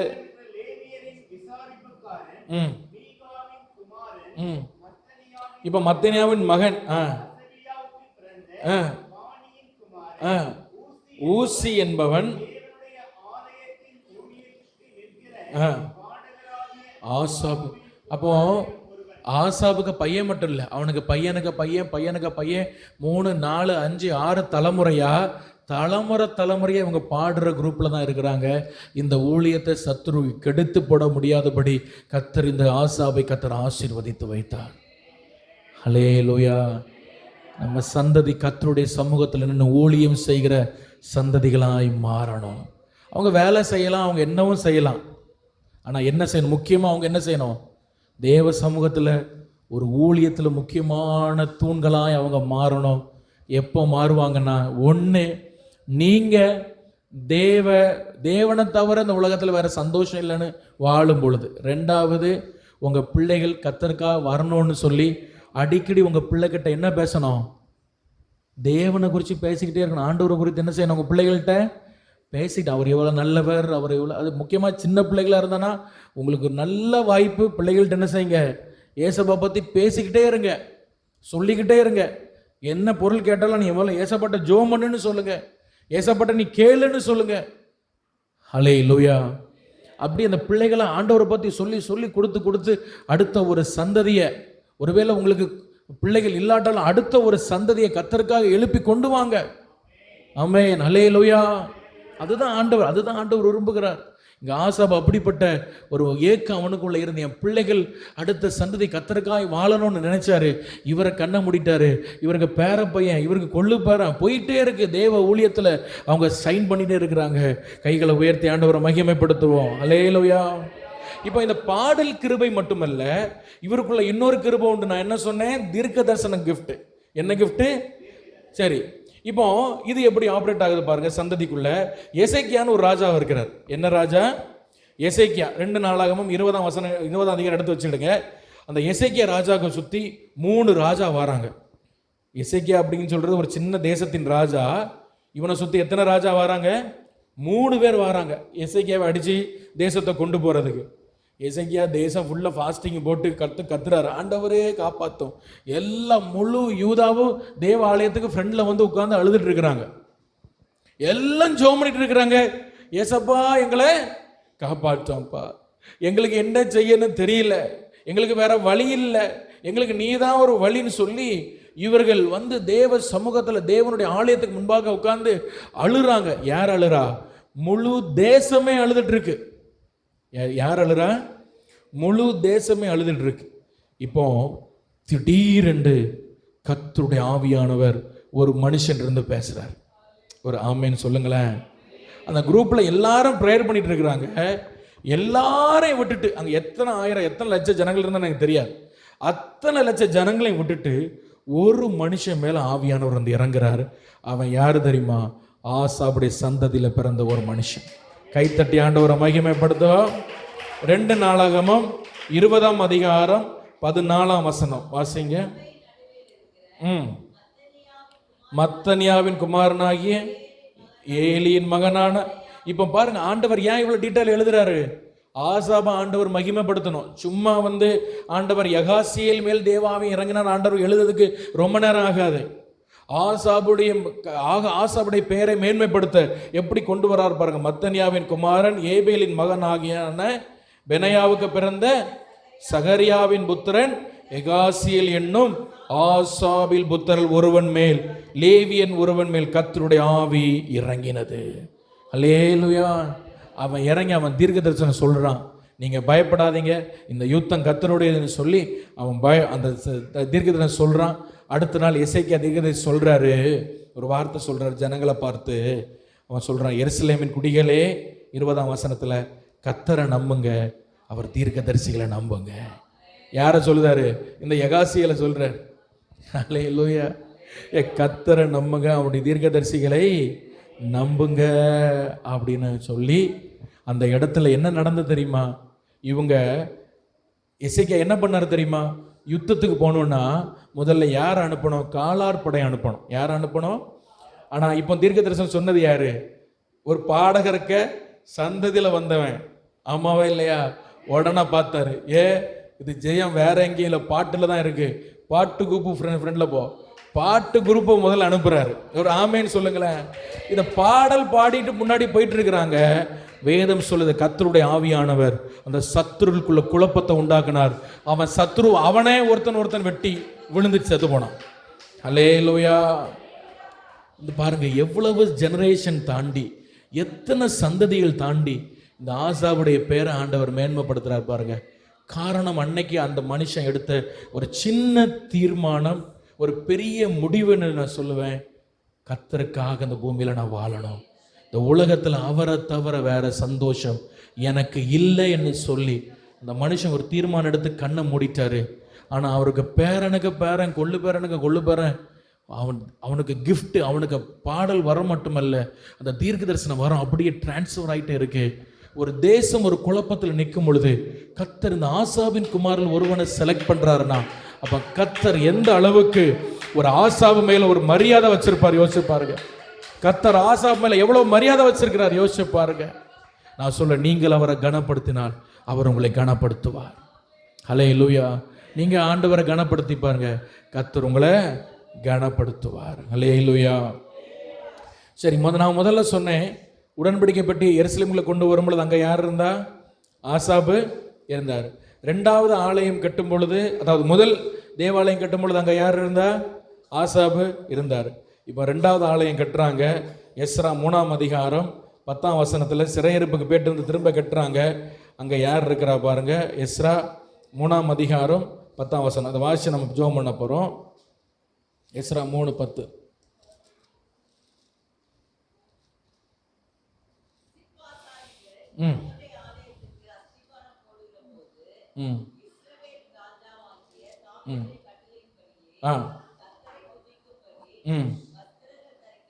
வஸ்திரங்கள் தரிக்கப்பட்டு பூரிகளை ஊதுகிற ஆசாரியரையும் தாளங்கள் கொட்டுற வேலை யாருக்குன்னு சொன்னேன்?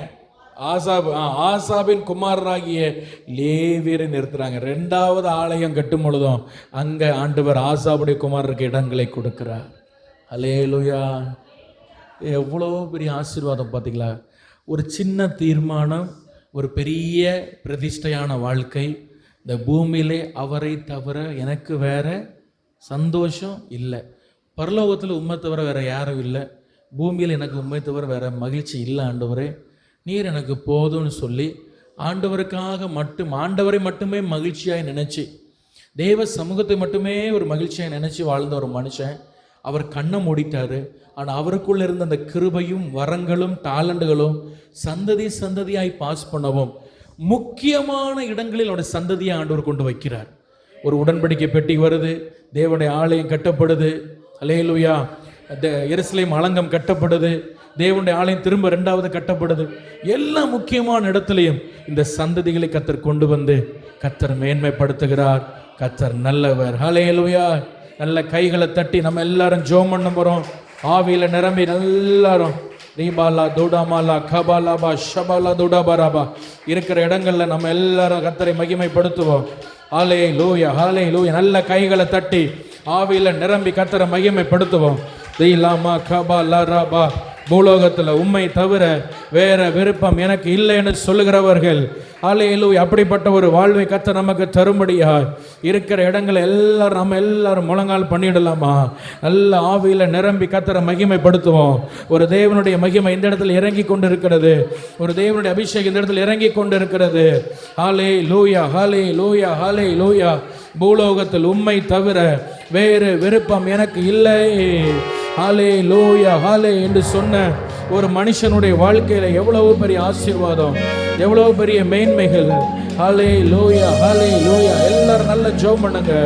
எல்லாரும் ஆவியில நிரம்பி கர்த்தரை துதிங்க. பூலோகத்தில் உம்மை தவிர வேற விருப்பம் எனக்கு இல்லை என்று சொல்லி வாழுகிற ஒரு மனுஷனை கர்த்தர் ஒரு நாள் கைவிட மாட்டார். கர்த்தர் ஒரு நாள் கைவிட மாட்டார். கர்த்தர் ஒரு நாள் கைவிட மாட்டார். உலகத்தில் எக்ஸைட்மெண்ட் என்று சொல்ல, சந்தோஷம் என்று சொல்ல, ஆமென், ஆசை என்று சொல்ல ஒன்றும் பெரிய விஷயம் இந்த உலகத்தில் இல்லை. கர்த்தர் ஒருவரே பெரியவராக இருக்கிறபடியால் நல்ல கைகளை தட்டி கர்த்தரை மகிமைப்படுத்தி பாடுவோமா? விண்ணிலும் மண்ணிலும் உம்மை தவிர எனக்கு யாருண்டு? இந்த மண்ணுலகில் உம்மை அன்றி வேறு விருப்பம் எது உண்டு? விண்ணிலும் மண்ணிலும் உம்மை தவிர எனக்கு யாருண்டு? இந்த மண்ணுலகில் உம்மை அன்றி வேறு விருப்பம் படுவோம். விண்ணிலும் மண்ணிலும் உம்மை தவிர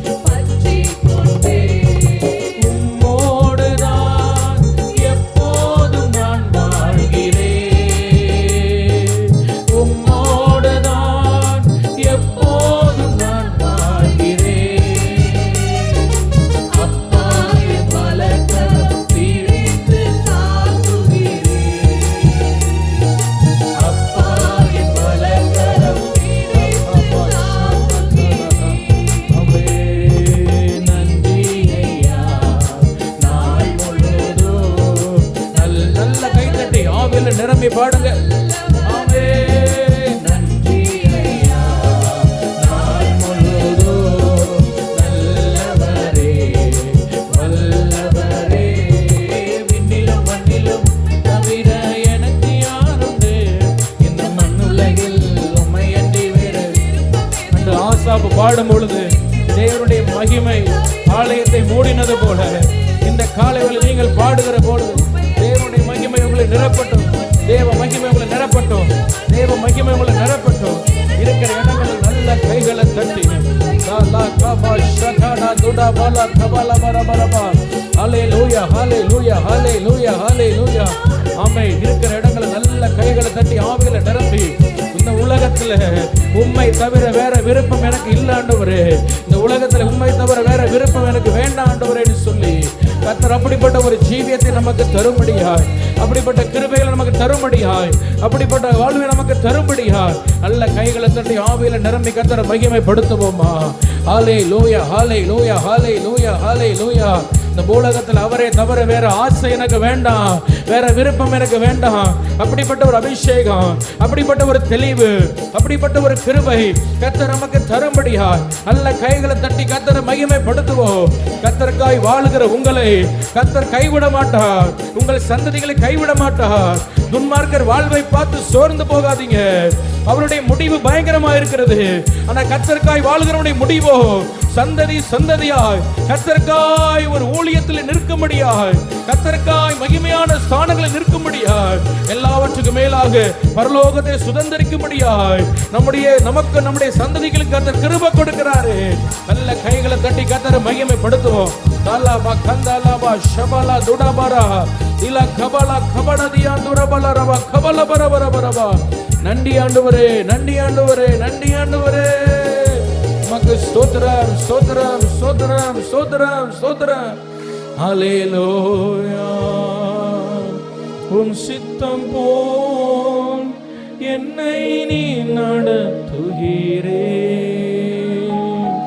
முடிவிலே என்னை மகிமையில் ஏற்றுக்கொள்வே, முடிவிலே என்னை மகிமையில் ஏற்றுக்கொள்வே. ஆசாப் எப்படிப்பட்ட ஒரு வாழ்க்கை விரும்பினாரோ அதே மாதிரி ஒரு வாழ்க்கை நாமும் விரும்புவோம். இந்த பூலோகத்தில் அவரை தவிர வேற மகிழ்ச்சி இல்லை என்கிற அப்படிப்பட்ட ஒரு ஜீவியத்தை செய்ய, அப்படிப்பட்ட ஒரு வாழ்க்கையை வாழ கர்த்தர் நமக்கு கிருபை தர முடியாது. எல்லாரும் கரங்களை உயர்த்தி கர்த்தரை ஸ்தோத்திரம் பண்ணலாமா? ஸ்தோத்திரம், நல்ல ஸ்தோத்திரம் பண்ணுங்க. ஸ்தோத்திரம், ஸ்தோத்திரம், ஸ்தோத்திரம், ஸ்தோத்திரம், ஸ்தோத்திரம். ஆமாம், நிறைவு ஜெபத்தை சார்லஸ் பண்ணுவாங்க. நம்ம எல்லாரும் ஜெபத்தோடு காணப்படுவோம். அல்லேலூயா. சோதரம் சோதரம் சோதரம் ஆவியானவரே, சோதரம் ஆண்டவரே, நீர் எங்களோடு பேசின நல்ல வார்த்தைகளுக்காய் உமக்கு நன்றி செலுத்துகிறோம் ஆண்டவரே. அப்பா தகப்பனே, சோதரம் சோதரம் ஐயா, அழிந்து போகிற இந்த உலகத்தை தேடாதபடி தன்னை தகப்பனே ஆண்டவரே விட்டு கொடுத்தபடினால், ஒப்பு கொடுத்தபடினால் ஆண்டவரே, அப்பா ஆசாபுக்கு நீர் விருப்பமானபடினால் ஆண்டவரே, ஆசாபை மாத்திரமல்ல ஆண்டவருடைய சந்ததியும் தகப்பனே ஆண்டவரே, நீர் அப்பா பேர் பேராக நீர் ஆசீர்வதி ஆண்டவரே, உயர்ந்த ஸ்தானங்களிலே நிறுத்தினீரே ஆண்டவரே. யோசபாத்துக்கு வந்த நெருக்கடிகளை தகப்பனே ஆண்டவரே, அப்பா துதி செய்யதான தகப்பனே ஆசாரியர்களை ஆண்டவரே, ஆசாரியனுடைய சந்ததியை நிறுத்தினதை போல ஆண்டவரே, அப்பா நாங்களும் எங்களுடைய சந்ததிக்காய் தகப்பனே ஆண்டவரே, ஆண்டவரே நித்தமும் சமூகத்தில் நின்று ஆண்டவரே, அப்பா நிற்கிறதான கிருபைகளுக்கு தர வேண்டுமாய் செபிக்கிறோம் ஐயா. இயேசுவே சோத்திரம் ஆண்டவரே. அப்பா எங்களோடு தெளிவாய் பேசினீர் ஆண்டவரே. அப்பா ஆசாபு தன்னை அர்ப்பணித்தபடியினால் ஆண்டவரே, ஓ என் தேவனே, அவருடைய சந்ததியை நீர் ஆண்டவரே, அப்பா நீர் ஆசீர்வதித்து மகிமையான ஸ்தானங்களிலே வைத்தீரே ஆண்டவரே, தலைவனாக வைத்தீரே ஆண்டவரே. அப்பா துதிக்கிறதான ஜனங்கள் ஒரு நாளும் வெட்கப்பட்டு போனதில்லை என்பதற்கு ஆசாபினுடைய வாழ்க்கை தகப்பனே ஆண்டவரே, எங்களுக்காக நீர் ஆண்டவரே திட்டமும் தெளிவுபடுத்தினதுக்காய் உமக்கு நன்றி ஆண்டவரே. நாங்கள் எங்கள் சந்ததிக்காய் திறப்பில் நிற்கிற ஆண்டவரே அனுபவத்தை எங்களுக்கு தாரும் ஆண்டவரே. இந்த உலகத்தை வெறுத்து ஆண்டவரே, உம்மை நேசித்து ஆண்டவரே, உம்மை விருப்பமாக ஏற்றுக்கொண்டு உமது வழிகளில் நடக்கிறவர்களை மாற்றும் ஆண்டவரே. தகப்பனே சோத்தரிக்கிறோம் ஐயா, எங்களை தாழ்த்துகிறோம் ஐயா, எங்களை தாழ்த்துகிறோம் தேவ சமூகத்தில். மீட்பர் மூலம் ஜெப கேளும் நல்ல பிதாவே, ஆமென். கர்த்தரை ஸ்தோத்திரி, என் முழு உள்ளமையோட பரிசுத்த நாமத்தை ஸ்தோத்திரி. என் ஆத்துமாவே கர்த்தரை ஸ்தோத்திரி, அவர் செய்த சகல உபகாரங்களையும் மறவாதே. ஆமென். நம்முடைய